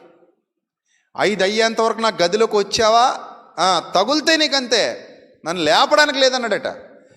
ఇంక వీళ్ళు అనుకున్నారు వీడికి ఇలా సాగుతుంది అనుకుని వేరే షాప్కి వెళ్ళిపోయారట. అంటే వాళ్ళ లెక్క ఏంటంటే సొంత షాపు, 5 దాకా పడుకుంటాను నేను, నన్ను అడిగేవాడు ఎవడన్నట్టు. అలాగే చాలామంది పొద్దున భార్యడు పొద్దెక్కినా కూడా లేవరాళ్ళు, ఎందుకంటే వాళ్ళకి సాగుతుంది అలాగా. 10 అయినా 11 అయినా దుప్పటి మూసుకొని కూని రాగాలు తీసుకుంటూ, ఎవరన్నా వచ్చి పిలిచినా సరే లేవకుండా, దుప్పటి అసలు తీయకుండా, ఇంకొక అరగంట ఇంకో గంట, నన్ను లేపుకో బయటిపో అని తిట్టుకుంటూ అలా గడుపుతుంటారు. కానీ కొంతమందికి అలా కుదరదు. 6 గంటలకి 5 గంటలకి 4 గంటలకు కూడా లేవాల్సిన జీవితాలు పరిస్థితులు ఉన్న వాళ్ళు ఉన్నారు తెలుసా మీకు? పాపం ఎప్పుడో రాత్రి పడుకుంటారు, 10 గంటలకో 11 గంటలకో 12 గంటలకో పడుకున్నా కూడా ఎప్పుడు లేచిపోవాలట, 4 గంటలు లేచిపోవాలట, 5 గంటలు లేచిపోవాలట. వాళ్ళ పరిస్థితి ఎలా ఉంటుందో తెలుసా? ఎంత ఇబ్బందికరమైన పరిస్థితిని ఎదుర్కొంటారో తెలుసా వాళ్ళు? నిద్ర మేలుకొని వేళ అయిపోయింది. ముఖ్యంగా మన అక్క చెల్లెమ్మల పరిస్థితి చూస్తే రాత్రి వాళ్ళు పడుకునేసరికి మ్యాక్సిమం చాలామందికి 10, 11, 12 అవుతుంటుంది. ఎందుకు అవుతుందంటే మగాళ్ళలాగా వాళ్ళు ఫ్రీగా పడుకోలేరు. వాళ్ళు రాత్రి తిన్న గిన్నెలన్నీ తోముకొని అవన్నీ సర్దుకొని పొద్దునకి మళ్ళీ పప్పులు ఉప్పులు నానబెట్టుకొని, పెసరట్లు వేయాలంటే రాత్రి నానబెట్టాలి, ఇడ్లీలు వేయాలంటే రాత్రి పప్పు నానబెట్టుకోవాలి, ఇడ్లీకి పిండి కలుపుకోవాలి, రెడీ చేసి పెట్టుకోవాలి. సో ఇవన్నీ పెట్టుకుని పాలు తోడుపెట్టుకొని అది తోడు చొక్క అది చల్లారేంత వరకు వెయిట్ చేసి, అందులో పొద్దున మళ్ళీ పెరిగి లేకపోతే అరుస్తాడని తోడు చొక్కేసుకొని అవన్నీ జాగ్రత్త పెట్టుకొని మిగిలిపోని అన్నీ సర్దుకొని పొద్దునకి ఆమె పాడైపోకుండా ఉంటాయేమో చూసుకొని ఫ్రిడ్జ్లో పెట్టుకొని మళ్ళీ గింతలన్నీ కడుక్కొని కదా పక్క సర్దుకొని అప్పుడెప్పుడో స్నానం చేసి అప్పుడు ఏమైనా ఉంటే తిని మళ్ళీ అది కూడా ఇల్లే కడుక్కొని అందరూ తినేసి వదిలేసి వెళ్ళిపోతుంటారు కదా. అవన్నీ వీళ్ళే శుభ్రం చేసుకుని అప్పుడెప్పుడో వీళ్ళు పడుకుంటారు. వీళ్ళు పడుకునేసరికి ఎంత అయిపోద్ది? మ్యాక్సిమం 12 అనుకోండి, 12 అనుకోండి. పొద్దున మళ్ళీ ముందు ఎవరు లేవాలి? లేటుగా పడుకున్న వాళ్ళు లేవాలా, ముందు పడుకున్న వాళ్ళు లేవాలా? ఇది విచిత్రం. ముందు పడుకున్నోడు ఇంకొక గంట ఎక్స్ట్రా పడుకుంటాడు, ముందు పడుకున్నాడు ఇంకొక గంట 2 గంటలు ఎక్స్ట్రా పడుకుంటాడు. కానీ ఎవరైతే పాపం ఈవిడ 12 గంటలు పడుకుందో ఈవిడ మళ్ళీ ఎన్ని గంటలు లేచిపోవాలి? 5 గంటలు లేచిపోవాలి. మళ్ళీ వీడి కోసం చట్నీలు సెపరేట్గా చేయాలి. నేను చట్నీ వేస్తానంటే ఒప్పుకోడు. కొంతమంది మహానుభావులకు ఒక చట్నీ నచ్చదు, 2-3 చట్నీలు కావాలి. సో వాళ్ళ కోసం 2-3 చట్నీలు చేయాలి. ఇవన్నీ రెడీ చేయాలి, రెడీ చేసి పక్కన పెట్టుకోవాలి. మళ్ళీ వెనకాల గిలకల్లా పిలకలు ఉంటారు. వాళ్ళు ఈ పిల్లల్ని తీసుకొని ఆ పిలకల్ని తీసుకొని బాబు రండిరా బాబు నాయన అని వాళ్ళని అందరినీ సాగనంపి వాళ్ళని పోగేసుకుని వాళ్ళకి బట్టలు, వాళ్ళకి తల్లదోటాలు, వాళ్ళకి స్నానాలు చేస్తాలు, వాళ్ళకి అన్ని రకాల పరిచర్యలు చేసిన తర్వాత వాళ్ళు శుభ్రంగా తినేసి ఇన్ని ముంతలు అక్కడ పడేసి వెళ్ళిపోయాక అన్నీ తోముకొని మళ్ళీ లోగా లేస్తాడు మానవుడు. పాత సేవ చేసేద సుమా అంట. మళ్ళీ ఈయన గారికి పాత సేవలన్నీ చేసి పూర్తయిన తర్వాత అప్పుడు వీళ్ళు లాస్ట్లో మిగిలితే తింటారు. ఒకవేళ ఏమన్నా 4 అట్లు ఎక్కువ నచ్చి వీళ్ళు లాగేసాడు అనుకోండి, ఆవిడకి పిండి తినడానికి కూడా పిండి ఉండదు. అప్పుడు మళ్ళీ ఏం చేయాలి? చట్నీలు ఉంటాయి కానీ పిండి ఉండదు. అప్పుడు ఏం చేయాలి? ఏ ఆమ్లెట్ వేసుకుని లేకపోతే ఏ పచ్చడనో తినేసి ఇంక అక్కడికి ఏ దారి లేకపోతే సర్లే ఇంక ఇప్పుడు నీళ్ళు తాగేసి ఉండిపోదాం, పాలు తాగేసి టీ తాగేసి ఉండిపోదాం, మధ్యాహ్నం అన్నం వండుకుంటా కదా అప్పుడు తినేద్దాం మళ్ళీ మొదలు పెడతారు. ఇలాగ వాళ్ళ జీవితానికి పాపం అసలు విశ్రాంతి అనేదే ఉండదు. ఎందుకంటే సెలవు లేని ఉద్యోగం వీళ్ళది. ఎందుకంటే ఇది ఆగదు, ఇది ఎప్పుడు వద్దంటదా? ఇది మొగుడే ఉపవాసం ఉండడు, పిల్లలు ఉపవాసం ఉండరు. కాబట్టి ఇంకా ఈ మానదగిన పనులు కావు. అందుకని వీళ్ళు కరెక్ట్గా 5 అయ్యేసరికి వాళ్ళకి ఎట్టి పరిస్థితుల్లో మెలకు వచ్చేస్తుంది. లేచిపోతారు. వాళ్ళు లేచిపోయి వాళ్ళ పనులు వాళ్ళు చేసుకుంటుంటారు. ఎందుకు అంటే తప్పదు, లేవాలి, తప్పదు. దేవుడు కూడా అదే అంటున్నాడు. ఏమంటున్నాడంటే కాలమును ఎరిగితే ఆ టైంకి బయలాజికల్ అలారం మోగుతుంటుంది. కొంతమందికి అలారం చక్కర్లేదు, టైం అయ్యేసరికి బయలాజికల్ అలారం అలా లేపి కూర్చోబెడుద్ది. ఆ టైంకి లేచిపోతుంటారు చూడండి చాలామంది. డైలీ అలవాటైపోయింది. అదే విషయాన్ని మనకు జ్ఞాపకం చేస్తుంటాడు. మీరు కాలమును ఎరిగి నిద్ర మేలుకొని వేళ అయినదని తెలుసుకుని అలా చెయ్యండి. మనము విశ్వాసులమైనప్పటికంటే ఇప్పుడు రక్షణ మనకు మరి సమీపముగా ఉన్నది. రాత్రి చాలా గడిచి పగలు సమీపముగా ఉన్నది కనుక మనము అంధకార క్రియలను విసర్జించేద్దాం. అంధకార క్రియలను విసర్జించి అంటే విడిచి ఏం చేద్దామంటే తేజ సంబంధమైన యుద్ధోపకరణములు ధరించుకుందాం అన్నాడు. వెలుగు సంబంధమైన యుద్ధోపకరణాలు ధరించుకోవాలి. ఆ సమయం ఆసన్నమవుతోంది. ఇక చీకటి సంబంధమైన కార్యాలకు సమయం లేదు నీ జీవితంలో. ఇంకేదో చీకటి సంబంధమైన కార్యాలు చేసుకుంటూ పోతానులే అంటే you don't have sufficient time. Yes, నీకు అంత అవకాశం ఉండకపోవచ్చు. ఎందుకంటే ఆ డిబ్బీలో డబ్బులు ఎన్నో ఉన్నాయో నీకు తెలియదు, నాకు తెలియదు. మోగుతున్నాయి కదా అనుకోకు, మోగుతానే ఉంటాయి. ఏదో రోజు శబ్దం ఏమైపోద్ది, ఆగిపోద్ది. మోగుతుంటే మనకు ఉన్నట్టుగా సుమా గలగలమంటున్నాయి కదా అని చాలా ఉన్నాయి అనుకుంటాం మనం. ఏమో ఉంటే ఉండొచ్చు, చెప్పలేం. ఒకడు 98కి నాట్అవుట్, ఒకడు 100కి నాట్అవుట్. సో చెప్పలేం. మనకి ఎంత టైం ఉందో, ఎంత టైం దేవుడిచ్చాడో, ఇంకెంతకాలం ఈ వాతావరణంలో ఉండబోతున్నామో మనకు తెలీదు. కానీ ప్రియమైన దేవుని పిల్లలారా, అంటున్నాడు ఆయన మన గురించి చెప్తున్నాడు, మనం అంధకార క్రియలను విసర్జించి తేజ సంబంధమైన యుద్ధోపకరణములను ధరించుకుందాం. అంటే కాలము నెరిగి అన్న పదాన్ని మీరు జాగ్రత్తగా అబ్జర్వ్ చేస్తే ప్రతి ఒక్కరూ కాలాన్ని గుర్తించాలి. ఎంత టైం ఉంది, ఎంత వాడుకున్నాను నేను, ఇప్పటికి ఎంత వాడేశాను ఉంటుందా ఉండదా ఒక కొలత? అప్పుడప్పుడు చూడండి, ఎవరి దగ్గరైనా ఉద్యోగానికి వెళ్తున్నారు అనుకోండి, బట్టీలు అది పని చేసేవాళ్ళు ఓనర్ దగ్గర డబ్బులు తెచ్చేసుకుంటారు కదా, తెచ్చుకుంటారా? వాడకాలు అంటారు వాటిని. ఏంటటయ్యి? వాడకాలు, ముందస్తు వాడకాలు. అంటే పనిచేసే యజమాని దగ్గర ముందుగా డబ్బులు వాడేయడం. ఒక 2 నెలల జీతం ముందు వాడేసావు అనుకో, కొలత ఉంటుందా ఉండదా? ఉంటుంది. అమ్మో 2 నెలల జీతం వాడేశాను, పని ఇంకా చేయాల్సింది చాలా ఉంది, ఇంకా ముందుదే వాడేశాను. పాత చేసిందల్లా గాల్లో కలిసిపోయింది, అది మాత్రం పక్కన పెడితే ఇంకా చేయాల్సింది ఇంకా 2 నెలల 3 నెలల జీతం ముందుగా ఏం చేశాను, నేను వాడేశాను. అంటే వాడకం ముందుకు జరిగిపోతే ఏంటి పరిస్థితి? ముందుకు ఇంకేమీ లేదు అన్న భయం ఉంటుంది. వాడేశాను నేను, అప్పుడు జాగ్రత్త ఉంటుంది. అమ్మో నేను బాకీ తీర్చాలి, అట్ ద సేమ్ టైం కుటుంబాన్ని ఏం చేయాలి, పోషించుకోవాలి. ఆల్రెడీ 2 నెలల జీతం వాడేశానంటే అక్కడ బాకీ పెరిగిపోయింది. ఇప్పుడు నేను చేసే పనికి ఇక్కడ నా ఖర్చులు ఉంటాయి. సో ఒక పక్క బాకీ తీర్చుకోవాలి, ఒక పక్క కుటుంబాన్ని ఏం చేయాలి, పోషించుకోవాలి. ఇలా ప్రతి ఒక్కరూ ఆలోచిస్తారు, జాగ్రత్త పడతారు.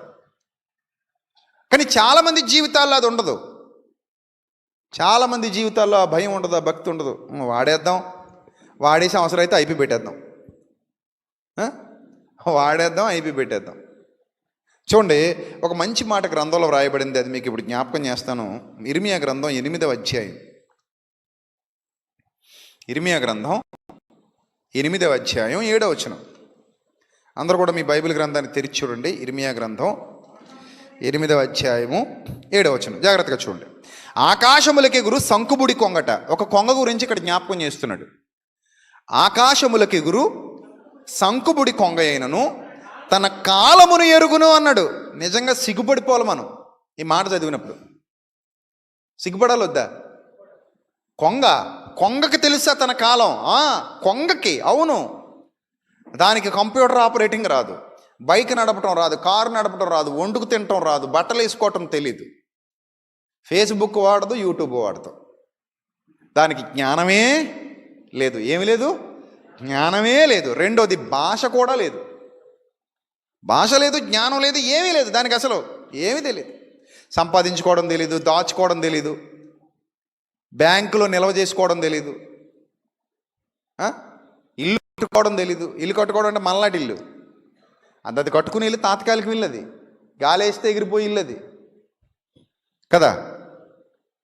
సో పర్మనెంట్గా ఒక ప్లేస్ ఉండాలన్న భయం ఉండదు దానికి. దేని గురించి టెన్షన్ పడదు. కళ్ళ ముందు ఏది ఉంటే అదే జీవితం. కనబడని దాని గురించి, వినబడని దాని గురించి ఎప్పుడు టెన్షన్ పడదు. భవిష్యత్తును గురించిన భయం దానికి ఉండదు. రేపేమి సంభవించునో అని ఏ కొంగైనా ఆలోచించడం చూసారా? ఏ కొంగైనా టెన్షన్ పడడం చూసారా? ఏంటి అసలు దానికి ఆ భయం ఎందుకు లేదు? మనకుంది. కానీ రేపేంటనే టెన్షన్ ఒక కొంగకి ఎందుకు లేదు చెప్పండి? ఎందుకంత ప్రశాంతంగా ఉంటుంది అది? ఆ? దానికి మనలాగా చండాలమైన బ్రెయిన్ లేదు. మనకుంది చండాలమైన బ్రెయిన్. ఇది ఉన్నదాంతో తృప్తి పడదు. ఈరోజు భోజనం చేస్తూనే రేపటి భోజనం గురించి ఆలోచిస్తాం మనం. కొంగలకు కాదు, ఈరోజు భోజనం తింటూ దాన్ని ఎంజాయ్ చేస్తుంటుంది అంతే. దాన్ని ఎంజాయ్ చేస్తూ తింటూ ఉంటుంది దొరికిందాన్ని అంతే. మరి కొంగ రేపటి నీ బతుకు గురించి ఏంటంటే ఒకసారి ఇలా ఏకాదిగా చూస్తే మనం దానికి మన భాష అర్థమైతే. ఎందుకంటే రేపటిని గురించిన చింత కోటాను కోట్ల జీవరాశుల్లో దేనికి లేదు. ఉందా? దేనికి లేదు, ఉండదు. కోటాను కోట్ల జీవరాశుల్లో దేనికి రేపటిని గురించిన చింత లేదు. అందుకే ప్రకృతిలో అవి కూడా కలిసిపోయి ప్రశాంతంగా బ్రతుకుతున్నాయి. ఉన్నదాంతో సంతృప్తి పడుతూ ఎవ్రీడే వాళ్ళ ఫుడ్ ఎంజాయ్ చేస్తున్నాయి. మనం ఎప్పుడు ఎంజాయ్ చేస్తాం చెప్పండి? ఫుడ్ ఎప్పుడు ఎంజాయ్ చేస్తాం? ఫుడ్ మీరు బిర్యానీ సంవత్సరం చాలాసార్లు తినుంటారు. ఎంజాయ్ చేస్తూ ఎన్నిసార్లు తిన్నారు చెప్పండి? ఎప్పుడు ప్రతిరోజు తిన్నారా ఎంజాయ్ చేస్తూ? ఒక్కసారి ఎలా తింటారో తెలుసా? టక్ టక్ టక్ టక్ టక్ టక్ టక్ టక్ టక్ మరి మనసులో ఏదో ఉంటుంది, నడుస్తుంటుంది. టైం చూసుకుంటారు, టొక్ టొక్ టొక్ టొక్ మంచినీళ్ళు తాగేస్తారు. మంచినీళ్ళు తాగేస్తారు, తోసేసుకుంటుంటారు లోపల, మళ్ళీ వెళ్ళిపోతుంటారు. అది అసలు ఎందుకు తిన్నావో తెలియదు, ఎలా తిన్నావో తెలియదు. నా వాళ్ళు కూడా సరిగ్గా తోసేస్తాడంతే. ఆ మాత్రానికి చెక్కం పెట్టి పోసేసుకుంటే అయిపోద్ది కదా. సో అలా తింటాం మనం. మళ్ళీ ఈ మధ్యకాలంలో భోజనాలు ఇదిగో అది తింటమే, మళ్ళీ పక్కన చూసుకోవడం. దీని మీద మైండ్ లేదు అసలు. మైండ్ అంతా ఇక్కడ ఉంది, కానీ తింటున్నాం అంతే. మీరు కావాలంటే చాలామందిని అబ్జర్వ్ చేయండి. తినేసిన తర్వాత ఒక గంటకే మీ ఆవిడ మీ దగ్గరికి వచ్చి, ఏమండి ఈరోజు ఏం కూర అంటే, కూర వాట్సాప్లో పెట్టేసాను, మర్చిపోయాను. కూర ఎందులో పోయింది? వాట్సాప్లో కొట్టుకుపోయింది, లేకపోతే ఫేస్బుక్లో కొట్టుకుపోయింది కూర. నిజంగా మనకు గుర్తుండట్లే. ఎందుకు గుర్తుండట్లే అంటే తింటున్నాం అంతే. ఏదో ఆలోచించుకుంటూ, ఏదో వర్క్ చేసుకుంటూ, సిస్టమ్ ముందు కూర్చొని ల్యాప్టాప్ నొక్కుంటూ, టిఫిన్ తిన్నానా, నేను టిఫిన్ చేశానా నేను ఈరోజు అంటాడు ఒకడు. పొద్దునే కదా దోళగా 4 ఇడ్లీలు తిన్నామంటే నిజమే అంటాడు. ఒకడు అంటాడు గంట పోయాక వచ్చి, నాకు టీ ఇచ్చావా అంటాడు. ఏం రా ఇందాకనే కదరా టీ తాగావంటే, నిజమే నాకు ఇచ్చావా, నేను తాగానా అంటే టీ తాగిన విషయం మర్చిపోతున్నావు, టిఫిన్ చేసిన విషయం మర్చిపోతున్నావు, భోజనం చేసిన విషయం మర్చిపోతున్నావు, అన్నీ మర్చిపోతున్నావు. ఎందుకు మర్చిపోతున్నావు? మైండ్ ఒకదాని మీద, పని చేసే పని ఒకటి. కానీ ఏ జీవరాశి అలా ఉండవు. దొరికిన ప్రతి ఫుడ్ అవి ఎంజాయ్ చేస్తూ తింటాయి, చాలా ప్రశాంతంగా బ్రతుకుతాయి. రేపటి గురించి టెన్షన్ పెట్టుకో, ఎందుకంటే టెన్షన్ పెట్టుకున్నా మనం దేన్ని మార్చలేమని అవి నమ్ముతున్నాయి. నువ్వు టెన్షన్ పెట్టుకుంటే మార్చగలవా? ఇప్పుడు రేపటి గురించి నేను ఇక్కడ కూర్చుని వణికిపోతా టెన్షన్ పడతానండి. నేను ఇప్పుడు వనకటం వల్ల రేపేమైనా మారుతుందా? నేను ఇక్కడ టెన్షన్ పడ్డం వల్ల రేపేమైనా మారుతుందా? నేను ఇక్కడ బెంగ పెట్టుకుని ఏడవడం వల్ల ఏమైనా రేపు మారుతుందా? ఏం మారదు. ఎదుర్కొన్న తర్వాత వస్తే ఎదుర్కొంటుందండి, ఏదో మీదకు వస్తే వీలైతే తప్పించుకుంటాం, పక్క నుంచి పోద్ది. సాధ్యమైతే దాన్ని చూస్తూ ఏం చేసుకుంటాం?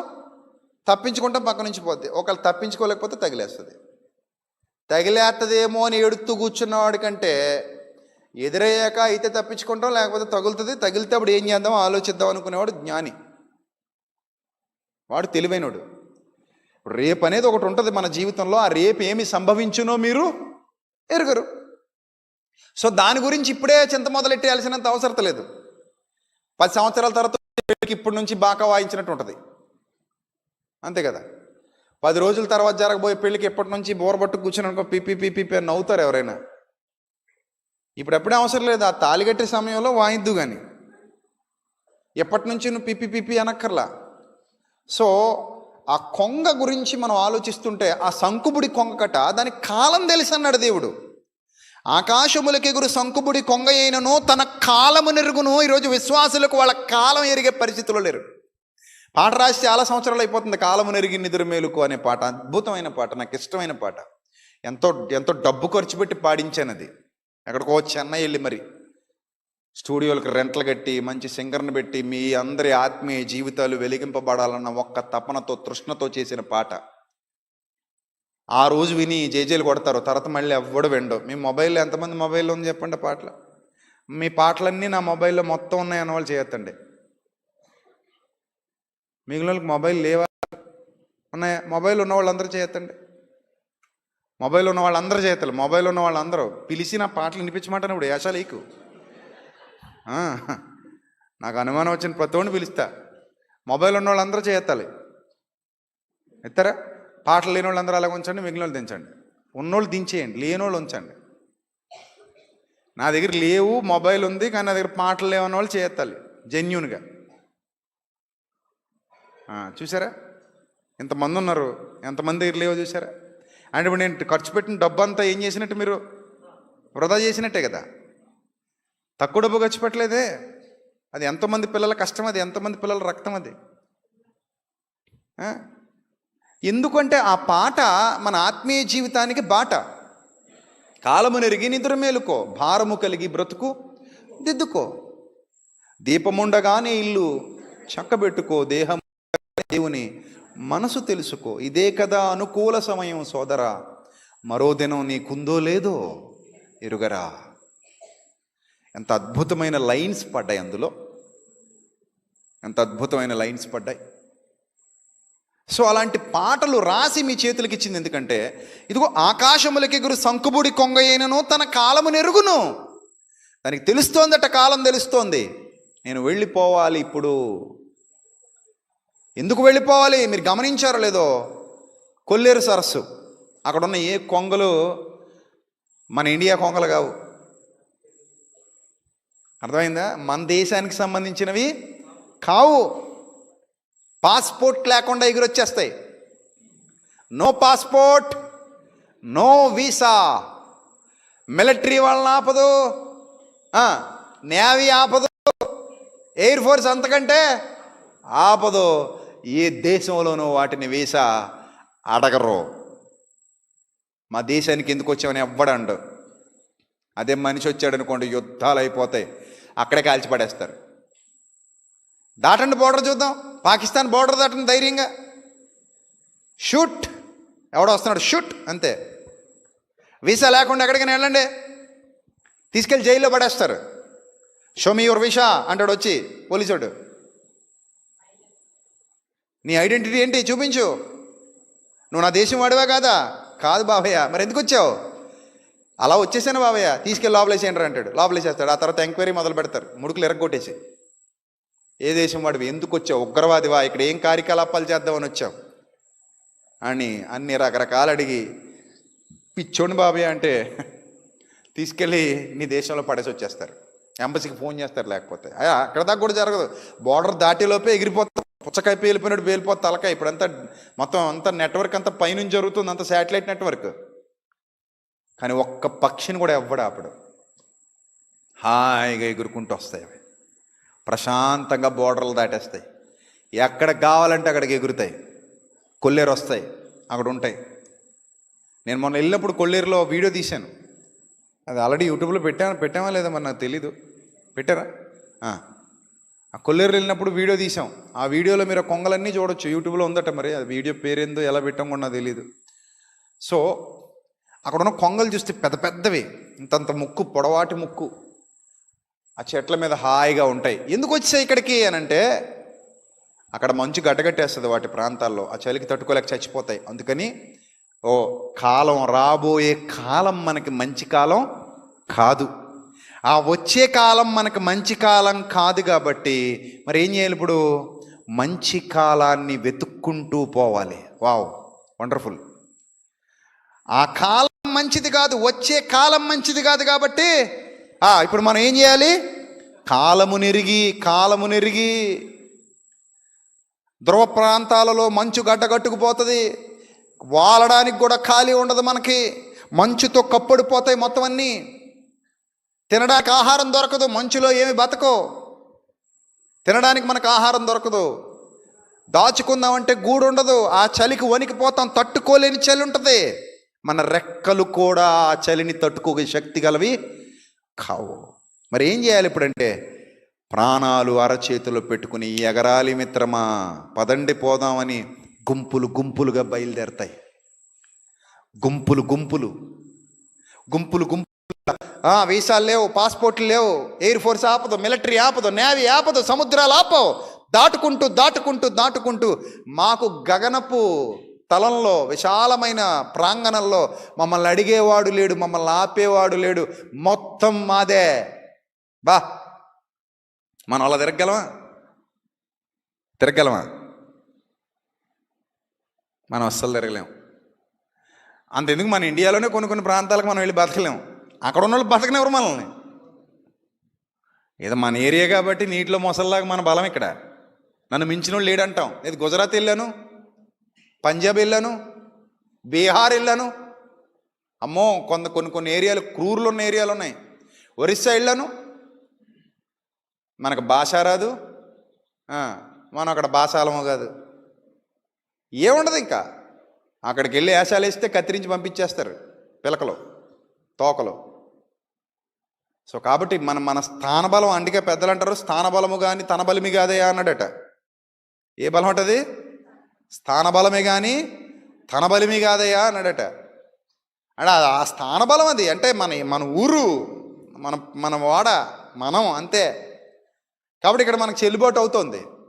ఎక్కడికో పోతే మనకు చెల్లుబాటు అవ్వదు, కానీ పక్షులకు అలా లేదు.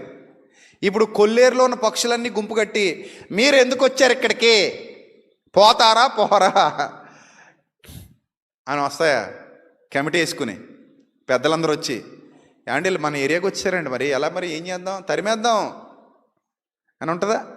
ఏముండదు. వస్తాయి, ప్రశాంతంగా చెట్ల మీద వాళ్తాయి, ఆహారం తింటాయి, హ్యాపీగా ఉంటాయి. అబ్బా, నిజంగా నన్ను అడిగితే పక్షిలా మారిపోతే ఇంక దానంత ఆనందం లేదు. చచ్చిపోతే ఏ వేటగాడో కొట్టేసినప్పుడు పోతే అప్పుడు పోతాం. అలాంటి భూమి మీద కూడా జరుగుతున్నాయి కదా. వేటగాడు అక్కడ కొడుతున్నాడు, లారీలు కొడుతున్నాయి మనల్ని, అంతే తేడా, అంతే కదా. మనం మామూలుగానే పోతుంటాం బండి మీద. ఏ లారీ కూడా తాగేసి వచ్చి గుద్దిసాడు అనుకోండి, మనం ఏం చేస్తాం? ఇంకో నేను ఎక్కడో లారీ వెళ్తుందట, ఎక్కడో పక్కన ఆటోలో అందరూ వెళ్ళిపోతున్నారట, ఆడెక్కడో పెద్ద గ్రనైట్ రై తీసుకెళ్తున్నాడట ఈ లారీ వాడు. అది తెగిపోయి మరి ఆ గతుకులో పడి ఇరిగిపోయిందో, చైన్స్ గట్టి తీసుకెళ్తారు, మరి ఎలా ఎగురొచ్చి పడిపోయిందో తెలీదు, ఆటో మీద పడిపోయింది. కూలీలు ఉన్నారట పాపం, అందులో నలిగిపోయారు, అందరూ పచ్చడైపోయారు. తక్కువ ఉంటుంది టన్నుల బరువు అది ఎగురొచ్చి పడిందంటే మామూలుగా ఉంటుందా? చాలా బరువు. చాలామంది చచ్చిపోయారు కూలీలు. సో అలాగే ఆ భయం మనకు ఉంటుంది, ఆడికి అసలు భయమే ఉండదు.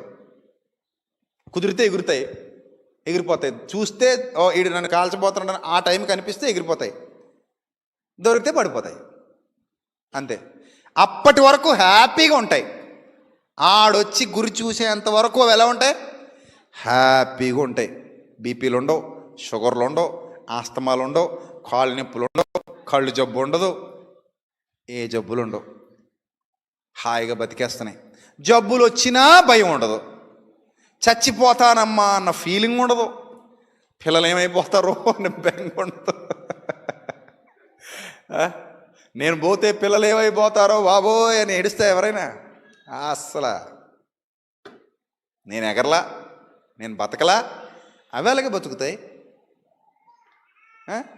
చిన్నప్పుడు మనం చదువుకున్న పుస్తకాల్లోని కథల్లో వాటికి కూడా ఎమోషన్స్ క్రియేట్ చేసి బంధుత్వాలు పెడేశారు. ఒక రాబందట, వేటగాడు ఎదురైతేనట. నేను చిన్నప్పుడు చదువుకున్న స్కూల్ పుస్తకాల్లో ఉంటుంది, క్లాసు గుర్తులేదు నాకు. అడుగుతుంది వేటగాడిని, అరే నాయన నువ్వు వేటకెళ్తున్నావా అంటే, అవును వేటకెళ్తున్నాను.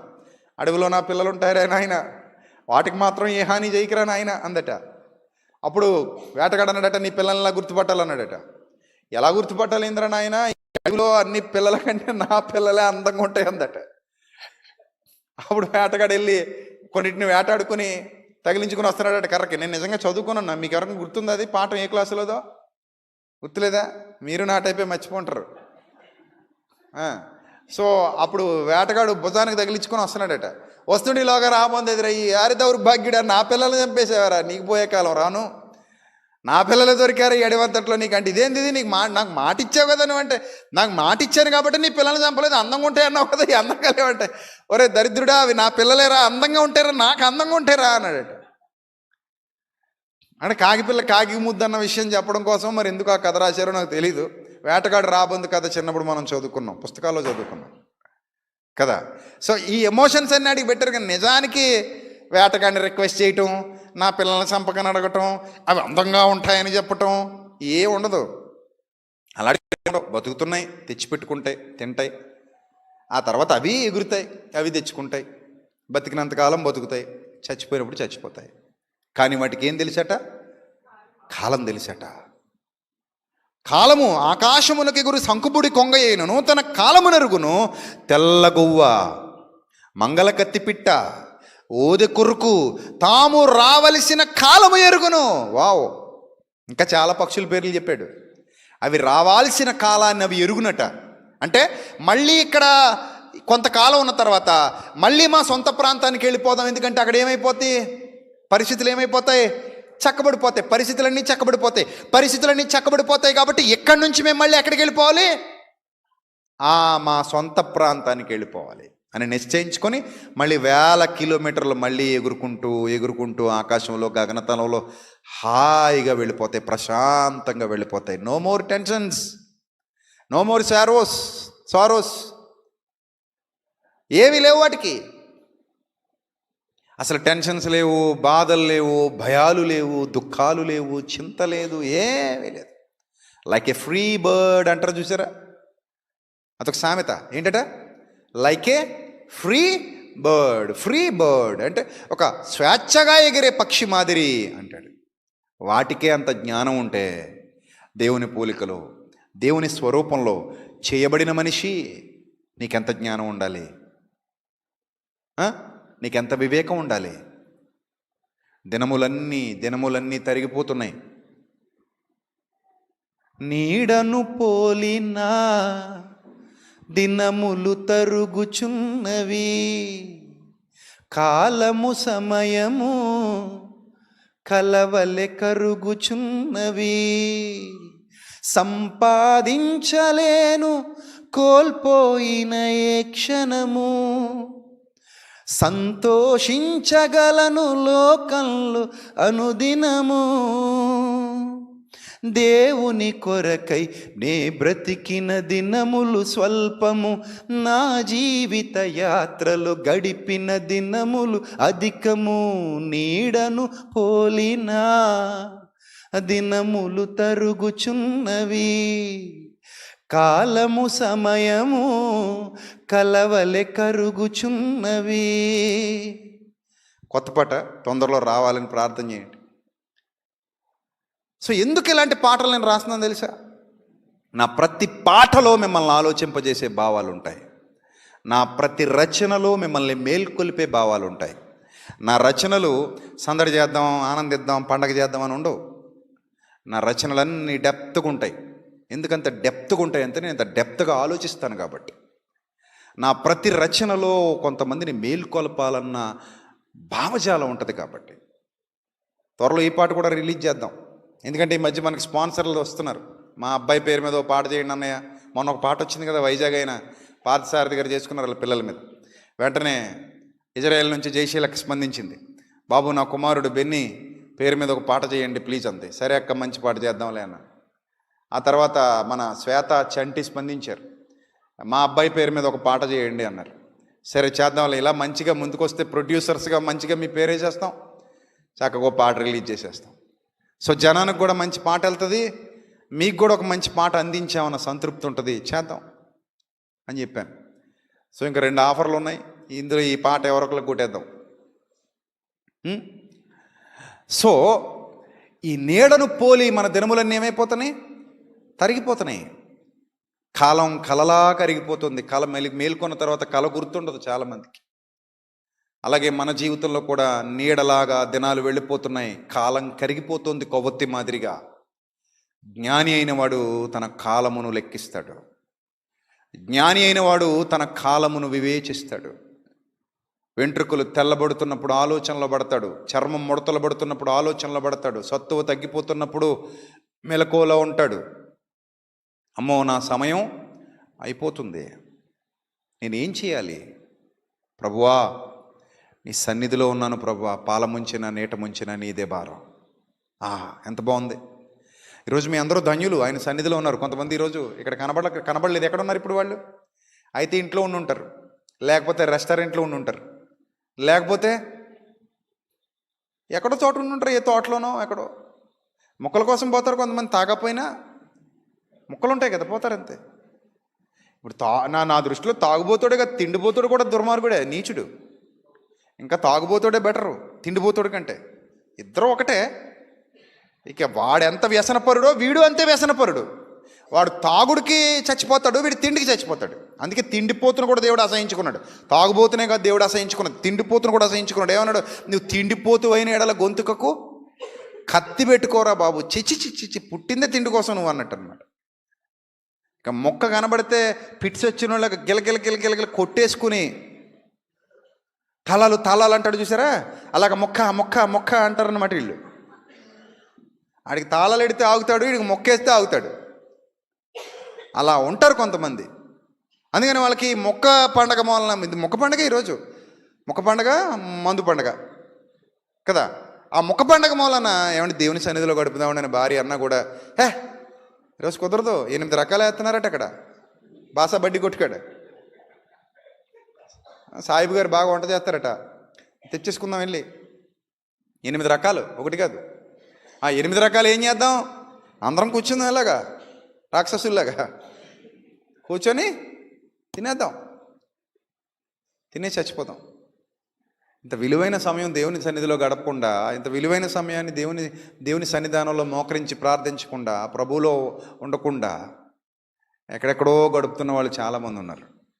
కానీ రోజు మనం ఎంటర్టైన్మెంట్ ప్రోగ్రాంలు ఏం పెట్టుకోలేదు చూసారా? మనకి ఎందుకంటే ఎంటర్టైన్మెంట్ ప్రోగ్రాంలు బోల్డ్ ఎంటర్టైన్మెంట్ మన జీవితంలో. ఇది ఎంటర్టైన్మెంట్ ప్రోగ్రాం పెట్టుకునే టైం కాదు, ఇది మనం నేర్చుకునేటువంటి సమయం. ఇదే మనకి ఎంటర్టైన్మెంట్. వాక్యం కంటే గొప్పది ఉంది. భోజనానికి వచ్చామండి మనం. అందరు ఇక్కడికి ఎందుకు వచ్చారు? అక్షయ ఆహారాన్ని భుజించడానికి వచ్చారు. భోజనం చేస్తున్నారు మీరు అందరూ. నేను ఎప్పుడైనా అనుకుంటా, అమ్మ పిల్లలకు వడ్డించేటప్పుడు ఎంత ప్రేమగా పెడుతుందో నేను అలాగే పెడతా. సేమ్ ఫీలింగ్ నాకు కూడా. నేను ఎప్పుడు వాక్యం బోధించినా అదే ఫీలింగ్ నాకు. కొన్ని ప్రాంతాలకు వెళ్ళినప్పుడు నాకు టైం చెప్తుంటారు, ఒళ్ళు మండిపోతుంటుంది. టైం చెప్తారేందయ్యా అనిపిస్తుంది. ఇప్పుడు భోజనం చేసేవాడికి టైం ఎప్పుడైనా ఇవ్వడం చూసారా మీ జీవితంలో? ఇగో 3 అంకెలు లెక్క పెట్టేలా తినేయాలి. 3 అంకెలు లెక్క పెట్టేలా తినేయాలంటే ఆడు తింటాడా? కలడోడు పెట్టడం ఎందుకు? ఇగో 5 అంకెలు లెక్క పెట్టేలా తినేయాలి నువ్వు అంటే 5 అంకెలు లెక్క పెట్టడం అంటారు ఎందుకు? వాడిని తినమని అన్నం వడ్డించడం ఎందుకు? చచ్చిపోతాడా? వేడివేడికి సాంబార్ అది చేతులు ఇంకేం చేయాలో తెలియదు. అడికి కాలిపోద్ది, నోట్లో పెంచుకుంటే గొంతు మండిపోద్ది, గొంతు కాలిపోద్ది కదా. వాడు ఏం తృప్తిగా తింటాడు? ఆస్వాదిస్తూ తింటాడు. కొంచెం చాలామంది అంతే. ఇగో 10 నిమిషాలు చెప్పండి సార్, మీకు సమయం సార్ ఇది అంటారు. అంటే వాళ్ళకి తెలీదు వాక్యానికి ఉన్న డెప్త్ ఏంటో తెలీదు. వాక్యంలో ఉన్న డెప్త్ అలాంటిది. టైం ఉండదు, ఇంకా వెళ్ళిపోవడమే. అన్నం కడుపుకి కాదు అన్నం, మనసుకి దేవుడు పెడుతున్న అన్నం తింటున్నాం. కడుపు నిండా తింటున్నాం, దేవుని వాక్యం వింటున్నాం అంటే తింటున్నాం మన భాషలో. ఆ తింటున్నప్పుడు హృదయం నిండిపోతూ ఉంటుంది, పరవశించిపోతూ ఉంటాం. చాలు తండ్రి నీ సన్నిధిలో ఉన్నాను, చాలు ప్రభా నీ సన్నిధిలో గడుపుతున్నాను నీ విలువైన సమయాన్ని. నాకు ఈ 365 దినాలు వాడుకున్నాను ప్రభా, నీ కృప వల్ల అయ్యా, నీ దయ వల్ల అయ్యా వాడుకున్నానయ్యా. నేను ఎంత వాడుకున్నానంటే నీ దయ కదయ్యా, నువ్వే కదయ్యా ఇచ్చావు. ఎంతోమంది వెళ్ళిపోయారయ్యా, తక్కువ టైంలో వెళ్ళిపోయారు, నాకు ఇంకా చాలా సమయం ఇచ్చావు. I'm a blessed person. We are all blessed persons. We have wonderful time. Today we have wonderful time. So glory to God. Praise the Lord. ఆయన ఎప్పుడు మనం ఘనపరచాలి, మహిమపరచాలి. కారణం ప్రభువు మనల్ని ప్రేమిస్తున్నాడు, ఇంకా సమయం ఇస్తున్నాడు, నడిపిస్తున్నాడు. అప్పుడు మనం ఏం చేయాలంటే కాలాన్ని ఎరగాలి. పక్షుల కంటే శ్రేష్ఠులం కదా, మీరు వాటికంటే శ్రేష్ఠులు కారా అని అనలేదా ప్రభు? అన్నారా లేదా ప్రభు? పిచ్చుకలను చూడండి, కాకుల్ని చూడండి అన్నారా? మీరు వాటికంటే శ్రేష్ఠులు కారా అని మన ప్రభువే అన్నారు. మీరు వాటికంటే శ్రేష్ఠులు కారా? అవును ప్రభువా, శ్రేష్ఠులమే. ఎందులో? ఆటలు వండుకు తినేటల్లో ప్రభువా. వాటికంటే శ్రేష్ఠులం కాబట్టి ఏం చేస్తాం ప్రభువా? వాటిని వండుకు తినేస్తాం ప్రభు. కొల్లేరు కుర్రాళ్ళు వచ్చారు నాకు కూడా, అన్నా ఏంటంటే ఇక్కడ ఇట్లా సీక్రెట్ కొట్టు తినేస్తారన్నా అన్నారు. అంత దుర్మార్గులు ఉంటారంటే నిజమన్నా, ఉన్నారన్నా, అందుకే కేసు అన్నా, ఇవి తింటే లోపల వేసేస్తారన్నా, తీసుకెళ్ళి చాలా పెద్ద కేసు అది, మరి తినకూడదు కదా అంటే, లేదన్నా సీక్రెట్గా కొట్టేస్తారన్నా, గతంలో కూడా చాలామంది చంపుకు తినేశారు కాబట్టే ఆ చట్టం ప్రవేశపెట్టారు. ఎందుకంటే ఇక కొల్లేరులో ఏముండో చూడడానికి వీళ్ళకి వదిలేస్తే అవకాశం ఎగబడి మరీ తినేస్తారు. దొరకాలి కానీ మన వాళ్ళకి ఏ వదులుతారండి? చైనా వాళ్ళు ఎక్కడ అనుకో, చైనా వాళ్ళ కంటే మన వాళ్ళు దారుణమే. దొరకాలి కానీ ఏం వదలరు, మన వాళ్ళు కూడా లాగేస్తారు ఏది పడితే అది, దొరికినట్టు తినేస్తుంటారు. అందుకని పక్షిని చూడగానే దీన్ని ఏ రకంగా కూర వండుకోవాలి, ఏ మసాలా వేయాలి, గరం మసాలా, ఆచి మసాలా, గుమగుమలాడే మసాలా పేర్లు వస్తున్నాయి ఈ మధ్య. ఏ మసాలా వేస్తే బాగుంటుంది అని ఆలోచించుకుని వండుకు తినేయడానికి చూస్తారు తప్ప వాటికంటే శ్రేష్ఠులు అంటే దాని అర్థం ఏంటంటే వాటికంటే మంచి మెదడు ఉంది మనకి, దాన్ని పాడు చేసుకోకండి. మంచి మెదడు ఉంది. టెన్షన్స్, అనవసరమైన ఆలోచనలు, పనికిమాలిన ఆలోచనలు, రేపేమి సంభవించును అనే ఆలోచనలు, చింత, భయం, దిగులు వద్దు వద్దు, అస్సలు వద్దు. ఇక్కడి వరకు ప్రశాంతంగా వచ్చామా? ఇంకెన్నున్నాయో డిబ్బీలో డబ్బులు గలగలమంటున్నాయి కదా, లబ్ డబ్బు అంటున్నాయి. తెలీదు ఎన్నున్నాయో తెలీదు. నా సేవా జీవితంలో ఇలాంటి ప్రసంగాలు చాలా చేశాను. నా కళ్ళ ముందు కూర్చుని చాలామంది విన్నారు, నవ్వుతూ విన్నారు మీలాగే. కానీ ఆ తర్వాత వాళ్ళు వెళ్ళొస్తామన్నా అని నాకు టాటా చెప్పి వెళ్ళిపోయారు. వాళ్ళు తలుచుకున్నప్పుడు కొంత బాధపడతాను. అరే రే, నా తమ్ముళ్ళు, నా అన్నయ్యలు ఈ లోకాన్ని విడిచిపెట్టిపోయారు, నా అక్కలు, నా చెల్లెమ్మలు ఈ లోకాన్ని విడిచిపెట్టిపోయారు అని చిన్న బాధ ఉంటుంది మనసులో. వాళ్ళు గుర్తొచ్చినప్పుడల్లా, వాళ్ళ ఫోటోలు ఎప్పుడైనా చూసినప్పుడు, ఆ ఫోటోలు సిస్టంలో, లేదా వాళ్ళని ఎప్పుడైనా జ్ఞాపకం తెచ్చుకున్నా కూడా మనసులో అర్రే వెళ్ళిపోయారు అనుకుంటాను. కానీ ఆ తర్వాత మళ్ళీ వెంటనే రియలైజ్ అవుతాను, నా కోసం ఎదురు చూస్తూ ఉంటారులే, వాళ్ళు ఎక్కడో ఒక చోట ఉన్నారు కదా, పోనీలే ఉన్నారు, సంతోషం, ఏదో ఒక రోజు మళ్ళీ మనం వెళ్ళి వాళ్ళని కలుసుకుంటాం. వాళ్ళ పని ముగించుకున్నారు, వెళ్ళిపోయారు. మనం కూడా మన పని ముగించుకుంటాం, ఇక్కడ వెళ్ళిపోతాం, సమయం అయిపోతుంది ప్రియులారా. కాబట్టి మీరు సమయమును పోనీయక సద్వినియోగము చేసుకొనుచు అజ్ఞానుల వలె కాక. ఎఫెసీ పత్రికలో చెప్తాడు. ఎఫెసీ పత్రిక ఒకసారి చూద్దాం. ఎఫెసీలకు రాసిన పత్రిక, మరలా ఇర్మియా గ్రంథానికి వద్దాం. ఎఫెసీలకు రాసిన పత్రిక దయచేసి అందరూ తెరిచి చూడండి. దేవుని జ్ఞానపు గనిలో వ్రాయబడిన విశేషమైన సందర్భాలు ప్రియమైన దేవుని సంగమా. ఎఫెసీలకు రాసిన పత్రిక 5వ అధ్యాయం 15వ వచనం. 5:15 దినములు చెడ్డవి గనుక. దినములు ఏంటట? చెడ్డవి గనుక. అంటే చెడ్డవి ఎందుకన్నాడు తెలుసా? దినములు చెడ్డవి అని ఎందుకన్నాడు తెలుసా? చుట్టూ ఉన్న పరిస్థితులు మిమ్మల్ని లాక్కుని పోయేలా ఉన్నాయి కాబట్టి, చుట్టూ ఉన్న పరిస్థితులు మిమ్మల్ని విశ్వాసంలో నుంచి వైదొలిగించేలా ఉన్నాయి కాబట్టి, చుట్టూ ఉన్న పరిస్థితులు మీకు అజ్ఞానాన్ని నింపేసేవిగా ఉన్నాయి కాబట్టి, చుట్టూ ఉన్న పరిస్థితులు మిమ్మల్ని ఒక మాయలోనికి లాక్కొని వెళ్ళిపోయేవిగా ఉన్నాయి కాబట్టి, దినములు చెడ్డవి గనుక మీరు సమయమును పోనీయక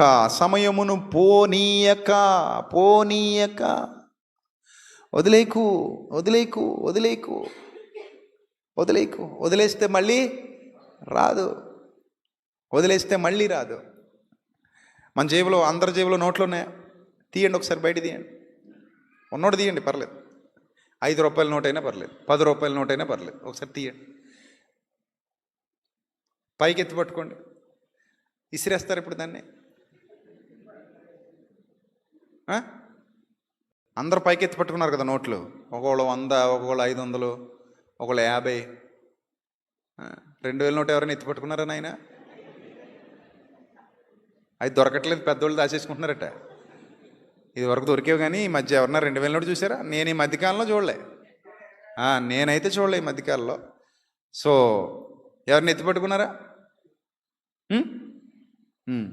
ఇసిరేంటి. ఎందుకు ఇసర్రు? 2 కాగితాలు ఉన్నాయా? ఎవరి దగ్గర 2 కాగితాలు ఉన్నాయా? ఒకటి ఇసిరేండి. ఎవరిని ఇసిరుతారా? అబ్బే చాలండి, ఇవి జేబులోనే పెట్టుకోం, ఎక్కడెక్కడో పెట్టేస్తాం. పరిగెత్తినా పడిపోని చోట ఎక్కడ దాస్తారట? ఎంత పరిగెత్తినా పడిపోవట, దాటికి మళ్ళీ స్పెషల్ సంచులు అందులో పెట్టి దాన్ని మొలక కట్టేసి తోసేస్తారు ఇంత లోపలికి, బెల్ట్ లోపలికి గట్టిగా బిగిస్తారు ముడి కదా. డబ్బు అంటే అంత ప్రేమ. 1 రూపాయి కూడా వృధాగా ఎగిరిపోకూడదు, గాలిలో కలిసిపోకూడదు. ప్రతి రూపాయి ఏమవ్వాలి? సద్వినియోగం అవ్వాలి. కానీ దేవుడు అంటున్నాడు, రూపాయలు కాదురా నాయన సద్వినియోగం చేసుకోవాల్సింది. దేని సద్వినియోగం చేసుకోమంటాడు? సమయాన్ని వదిలేయకురా నాయన, ఎగరేసేయకు, విసిరేయకు, సమయాన్ని విసిరేయకు, సద్వినియోగం చేసుకో. సమయమును పోనీయక మీరు దానిని సద్వినియోగము చేసుకొనుచు. ఒక అజ్ఞాని సమయాన్ని పోనిస్తాడట, దాని అర్థం అదే. ఒక అజ్ఞాని సమయం పోయినందుకు ఆనందపడతాడు. సద్వినియోగం చేసుకోకుండా సమయం పోయినా కూడా అజ్ఞాని ఏమవుతాడు? ఆనందపడతాడు. ఈరోజు చూడండి, 12 అవగానే ఏదో పెద్ద ఉద్ధరించినట్టు ఈ సంవత్సరం అంతా వృధాగా గడిపేసిన, ఈ సంవత్సరం అంతా అల్లరి చిల్లరగా తిరిగేసిన, ఈ సంవత్సరం అంతా బాధ్యత లేకుండా తిరిగేసిన, పాపాల చిట్ట తెరిచేసిన, ప్రభువుకు విరోధంగా జీవించిన, మళ్ళీ ఏమంటారు చెప్పండి? హ్యాపీ హ్యాపీ న్యూ ఇయర్ అరుస్తూ కేకలేస్తూ యూత్ సంఘాల్లోకి వచ్చేసి మైకులు తీసుకుని ఓ హడావిడి రణకొనదోలు చేసేస్తారు. ఏం ఉద్ధరించారు అబ్బాయిలు మీరు? ఎందుకంత గట్టి కేకలేస్తున్నారు? 12 అయితే చూడండి, మామూలుగా ఉంటుందా? బాణాసంచ కాల్చటం, ఎగరటం, గెంతటం 12 అయితే ఇంకా అబ్బా ఇదే వేరు. కానీ ఇప్పుడు ఈ ప్రసంగం అయిపోయిన తర్వాత కుటుంబాలన్నింటినీ ఇక్కడ మోకరింపు చేసి ప్రార్థన చేపిస్తాను. ఆ సంతోషం వేరు, ఆనందం వేరు. దేవుని సన్నిధిలో మా కుటుంబం అంతా చెయ్యి పట్టుకుని మోకరించి ప్రార్థన చేస్తే ఆహా, అంతకంటే ఆశీర్వాదకరమైన స్థితి ఏముంటుందండి మనకి? మనకుంటుందా రుచి? మనకు తెలుసు, పక్కడికి తెలియదు. పక్కనోడు అనుకుంటే పిచ్చోళ్ళండి వీళ్ళు, ఇక్కడ మోకాళ్ళుని వీళ్ళందరూ చెయ్యి పట్టుకుని ప్రార్థన చేస్తున్నారు. మాకలా కక్కముక్కలు తిని 4 చుక్కలు నోట్లో వేసుకొని ఎగురుతుంటే ఆ కిక్కు వేరండి అని ఆడు అనుకుంటాడు. ఎగురు నీ ఇష్టం, నీది మా ఇష్టం, అది నేనేం తప్పట్టట్లేదు. మేము సమయం ఏం చేస్తున్నాడట? పోనిస్తున్నాడు. దాని అర్థం ఏంటంటే, నేను ఒక 365 కాగితాలు విసిరేసానండి. వాడుకున్నావా విసిరేసావా? విసిరేసినప్పుడు ఆనందపడకు, వాడుకుంటే ఆనందపడు. వాడుకోవడం అంటే ఏంటి? బాధ్యతాయుతంగా సద్వినియోగం, సత్యముతో కూడినటువంటి వినియోగం చాలా మంచిది.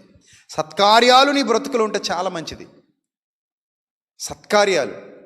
నేను ఇంటికి వెళ్ళిన తర్వాత నా క్యాలెండర్ చూపిస్తుంది. నిజం, నా అయిపోయిన తర్వాత క్యాలెండర్ చూపిస్తుంది. ఈ మధ్య మొబైల్లోనే నోట్ చేసుకుంటున్నాను ఎక్కువ. సో క్యాలెండర్ చూపిస్తుంది. ఆ క్యాలెండర్లో నా దినాలన్నీ ఎలా ఉంటాయో తెలుసా? ఎన్ని మీటింగ్లు పోయా, ఎన్ని చోట్ల వాకింగ్ చెప్పా, ఎన్ని సభల్లో ఉన్నా, ఎన్ని ఆదివారాల్లో మళ్ళీ ఎన్ని 3 ఆరాధనలు, ఇవన్నీ నాకు నీట్గా క్లియర్ కట్గా నా కళ్ళకు కనబడితే అమ్మయ్యా, ఈ సంవత్సరం నేను చాలా సద్వినియోగం చేసుకున్నాను నా మనసుకు అనిపిస్తుంది. చాలా సద్వినియోగం చేసుకున్నా, ప్రభు పనిలో ఉన్నాను చాలు నా జీవితానికి.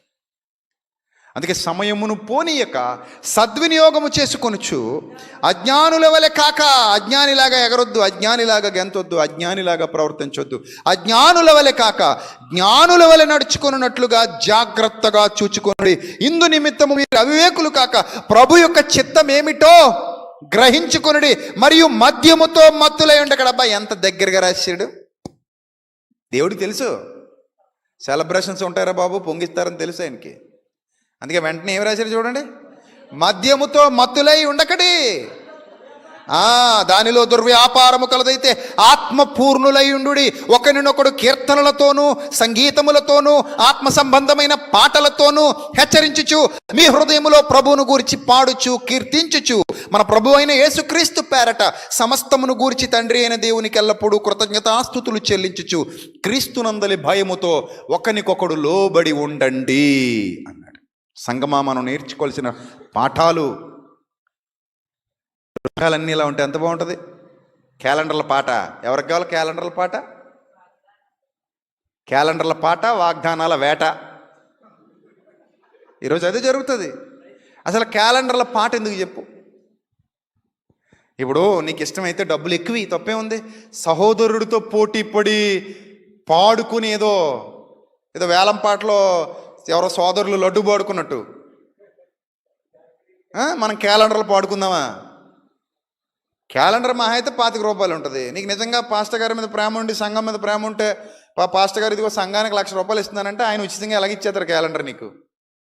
ఇవ్వడు. లేదా సంఘానికి 50,000 ఇస్తున్నానని అన్నావు అనుకో, క్యాలెండర్ ఇవ్వడు ఫ్రీగా, 10 ఎత్తాడు పట్టుకోమని. ఆ మాత్రానికి నా పాట 100, నా పాట 1000, ఈయన్ని దాటాలి నేను. అని క్లాప్స్ కొట్టుకుంటూ అది కొట్టండి కొట్టండి అని, అది ఒక ఎంటర్టైన్మెంట్ ప్రోగ్రామ్. అది ఆత్మీయంగా, అది నా ఆత్మీయత కాదు. అది ఒకరికొకడు లోబడమని ఉంటుంటే ఒకడి మీద ఒకడు పైబడమని అది చెప్తోంది. ఈ క్యాలెండర్ల వేటంతా పాటంతా ఏంటి? ఒకరి మీద ఒకడు పైబడండి అని. బైబిల్ ఏం చెప్పింది? ఒకడికొకడు లోబడండి అని. అంటే నిన్ను దాటాలని నేను చూస్తున్నాను, నన్ను దాటాలని నువ్వు చూస్తున్నావు. మొత్తం మీద డబ్బు ఉన్నోడు క్యాలెండర్ పట్టుకెళ్తాడు, బేదోడు ఎప్పటికీ పట్టుకెళ్ళాడు. అంతేనా కదా? బేదోడు ఎప్పుడైనా క్యాలెండర్ పాడగలడా? పాడలేడు. క్యాలెండర్లకు పాట ఏంటంటే దరిద్రం కాకపోతే. కొన్ని చోట్ల వాగ్దానాలకు కూడా మొదటి వాగ్దానం ఎవరు తీసుకుంటే వాళ్ళు ఎంత ఇవ్వాలట. అసలు వాగ్దానం అనేది నువ్వెవరయ్యా బాబు అమ్ముకోవడానికి? You don't have any right to sale. Yes, నీకు అసలు రైట్ లేదు. దేవుని వాక్యాన్ని వాగ్దానంగా రాసి నువ్వు అమ్మేద్దామనే. అది ఎవడబడితే ఆడు తీసుకుంటాడికి నిజంగా చెల్లిపోద్ది, అది నిజంగా చెల్లుబాటు అయిపోద్దా నేను నీకు ఇచ్చింది? నీకు ఆ రైట్ ఉందా తీసుకునేవాడికి? అంటే నేను ఇస్తున్నట్ట, అది దేవుడు ఇస్తున్నట్ట? దేవుని పేరట ప్రార్థన చేసి తీసుకోమన్నాం కదండి, కలిపితే మంచిదే వస్తుంది కదండి అని మీరు అనొచ్చు.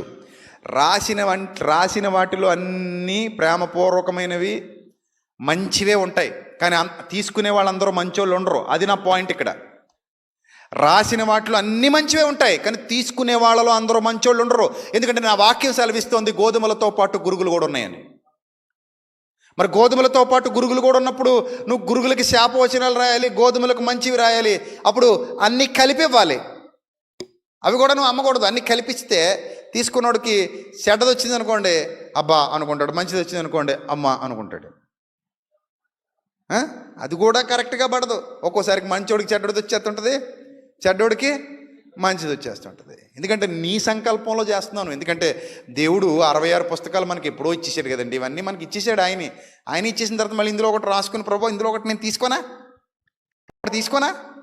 అంటే ఆయన ఏమంటాడు? నీకేమైనా పిచ్చా? మొత్తం అన్నీ నీకు ఇచ్చేసాను కదా అంటాడు. అలా కాదు ప్రభా, స్పెషల్గా ఒకటి లాక్కుంటాను ప్రభా, ఇంకో పేపర్ మీద రాసుకుని తీసుకుంటాను ప్రభా.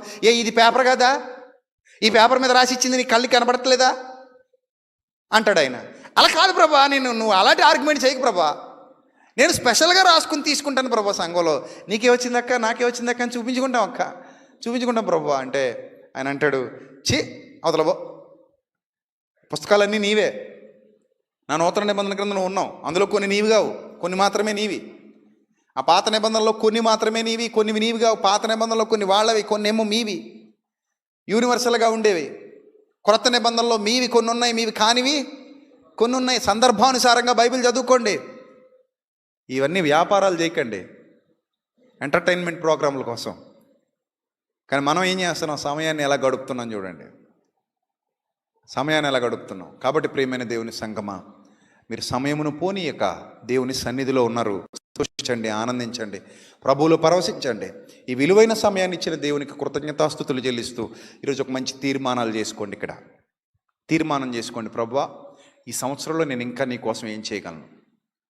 ఈ సంవత్సరంలో నీ కొరకు బ్రతకడానికి నాకు శక్తినివ్వు తండ్రి. నీ పని ఇంకా భారంగా చేయడానికి నాకు వనరులు ఇవి ప్రభువా. అంతే కదా? మరి చాలామంది దగ్గర చెయ్యాలన్న తృష్ణ ఉంటుంది, కానీ చేయడానికి శక్తి సరిపోదు. ఇక్కడ నేను చెప్తున్నప్పుడు చాలామందికి ఆశ కలుగుతుంది, అన్న మేము చేయాలి, కానీ అందరికీ శక్తి సరిపోదు. కొందరికి దేవుడు శక్తినిచ్చాడు, కొందరికి ఇంకా ఇవ్వలేదు. అప్పుడు మీరు ఏమనాలి? ప్రభువా నాకు శక్తిని, ప్రభువా నాకు శక్తిని. మొన్న ఒక ఆవిడ అంది, అన్నయ్య ప్రభు చిత్తం అయితే వచ్చే సంవత్సరం సెమినార్లో ఒక పూట భోజనాలు పెట్టిస్తాను అన్నయ్య అంది. నిజంగానే లాస్ట్ ఇయర్, ఈ సంవత్సరం నేనేం చేయలేకపోతున్నాను అన్నయ్య, వచ్చే సంవత్సరం ప్రభు చిత్తం అయితే ఒక పూట భోజనాలు నేను పెట్టించుకుంటాను అన్నయ్య, 60,000 నేను ఇస్తానన్నయ్య అంది. సో ఈ సంవత్సరం ఆవిడ దాదాపు 5,000 వాగ్దానం చేసింది. అన్నయ్య నేను ఈ సంవత్సరం టిఫిన్ భోజనం కూడా పెట్టిస్తాను, దేవుడు నాకు ఆ కృప చూపించాడు అని. సో కాబట్టి మనం చేసే మంచి పనులు, ఆ వనరులు సద్వినియోగం చేసుకోవటం, మంచికి మనం ఉపయోగపడుతున్నాం, ఎంత ఆనందంగా ఉంటుంది.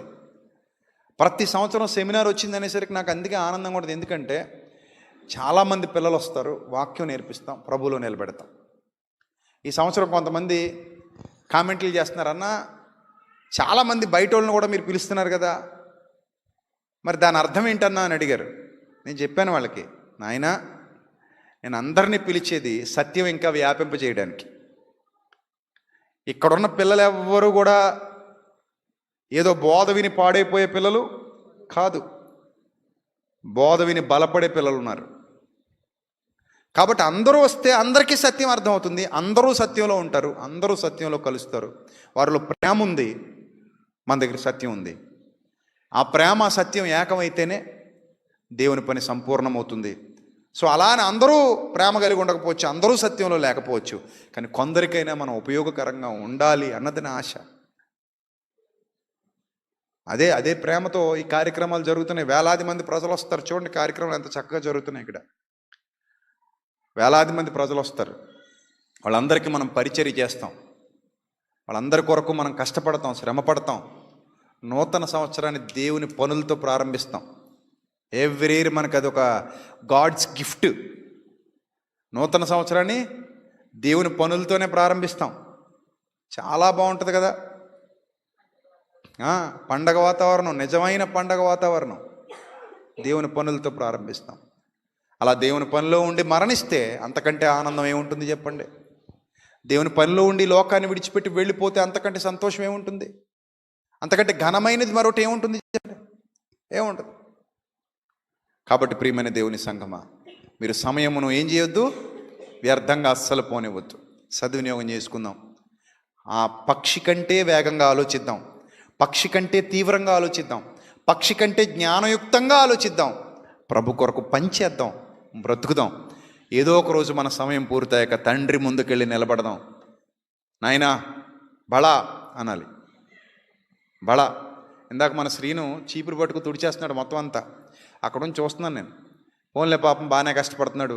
ఎందుకంటే మీరు వచ్చేసరికి ఇక్కడ చాలా దుమ్ముగా ఉంది. ఎందుకంటే పనులు చేస్తున్నారు కదా, మరి పనులు చేస్తున్నారు కదా, దుమ్ముగా ఉంటే పాపం తను ఇంకో కుర్రాడు తుడుస్తుంటే నేను వెళ్ళన్నాను, మంచిదిరా తమ్ముళ్ళు, great work, God bless you అని చెప్తే వాళ్ళు థ్యాంక్ యూ అన్నయ్య, థ్యాంక్ యూ నవ్వుకుని ఆనందపడిపోతున్నారు వాళ్ళు.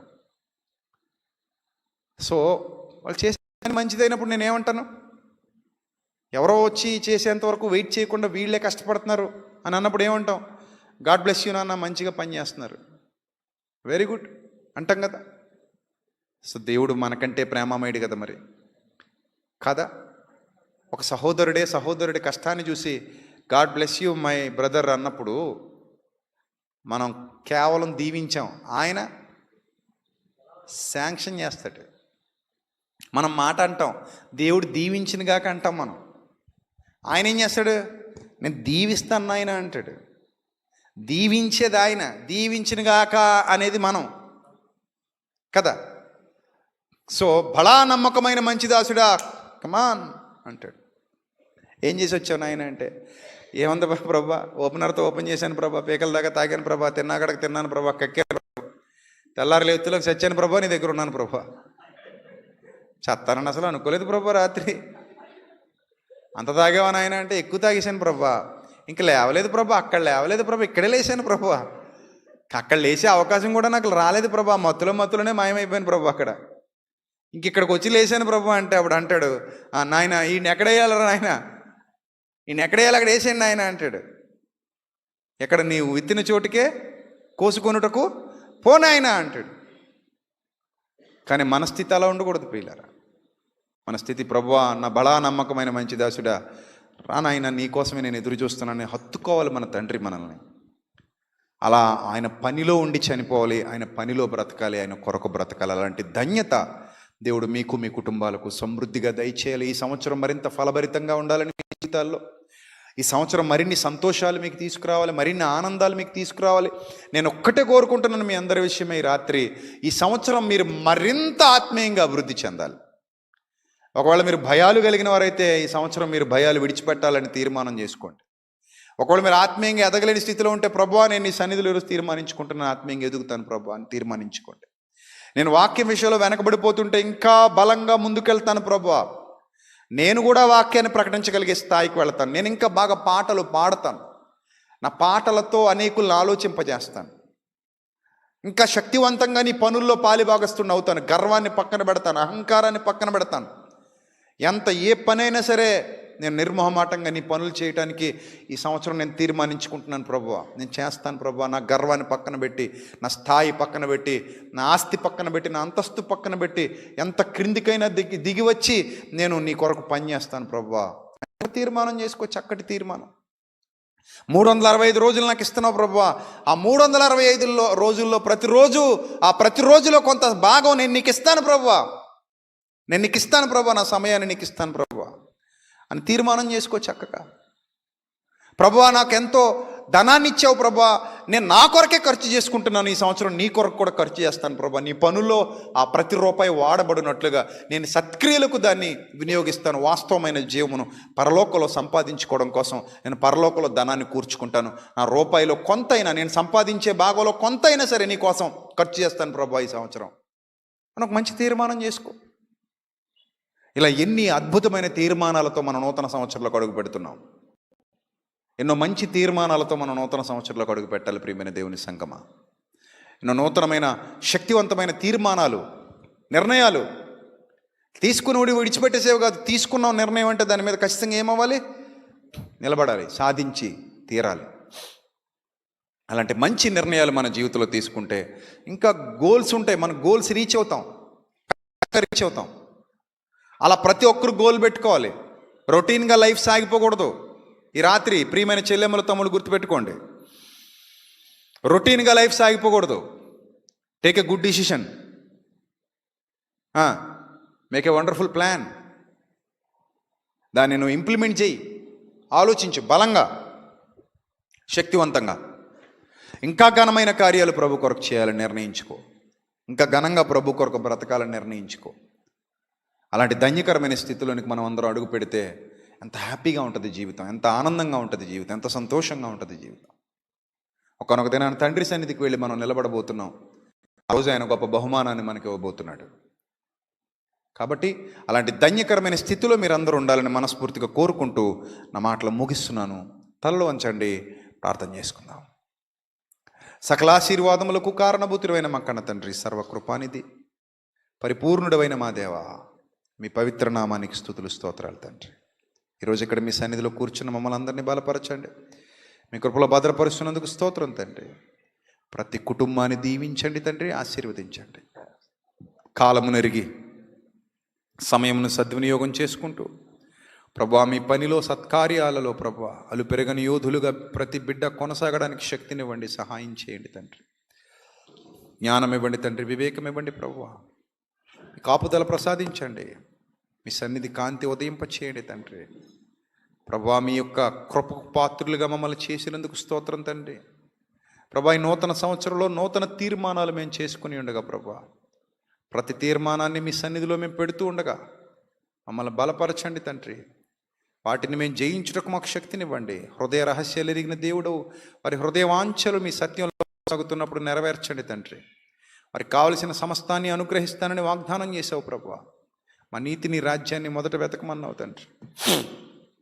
మీ పిల్లలందరినీ దీవించండి, మీ కృపా బాహుళ్యం చొప్పున కనికరించండి, కరుణించండి. మీ సన్నిధి కాంతిలో నిలువబెట్టి నడిపించమని, రేపు జరగబోతున్న ఆరాధనలన్నీ ఘనంగా మీ నామానికి మహిమకరంగా జరిగించమని, ఈ నూతన సంవత్సరం అంతా మీ పిల్లల్ని చల్లగా మీ కృపలో వర్ధిల్లింపజేసి కాపాడమని, ఘనత, మహిమ, ప్రభావములు మీకే చెల్లిస్తూ మీ సన్నిధి కాంతిలో మీ బిడ్డలను నడిపించమని ప్రాధేయపడుతూ, ప్రతి కుటుంబాన్ని దీవించి ఆశీర్వదించమని, దూర దేశాల్లో, దూర ప్రాంతాల్లో ఉండి లైవ్ వీక్షిస్తున్న బిడ్డలను కూడా ప్రభువా దీవించి ఆశీర్వదించి వారి కుటుంబాలను బలపరచమని వేడుకుంటూ, మీ దీనదాసునిగా మీ సన్నిధిలో మీ సత్యవాక్యాన్ని ప్రకటించే నోటితో ప్రాధేయపడుతూ వేడుకుంటున్నాను తండ్రి.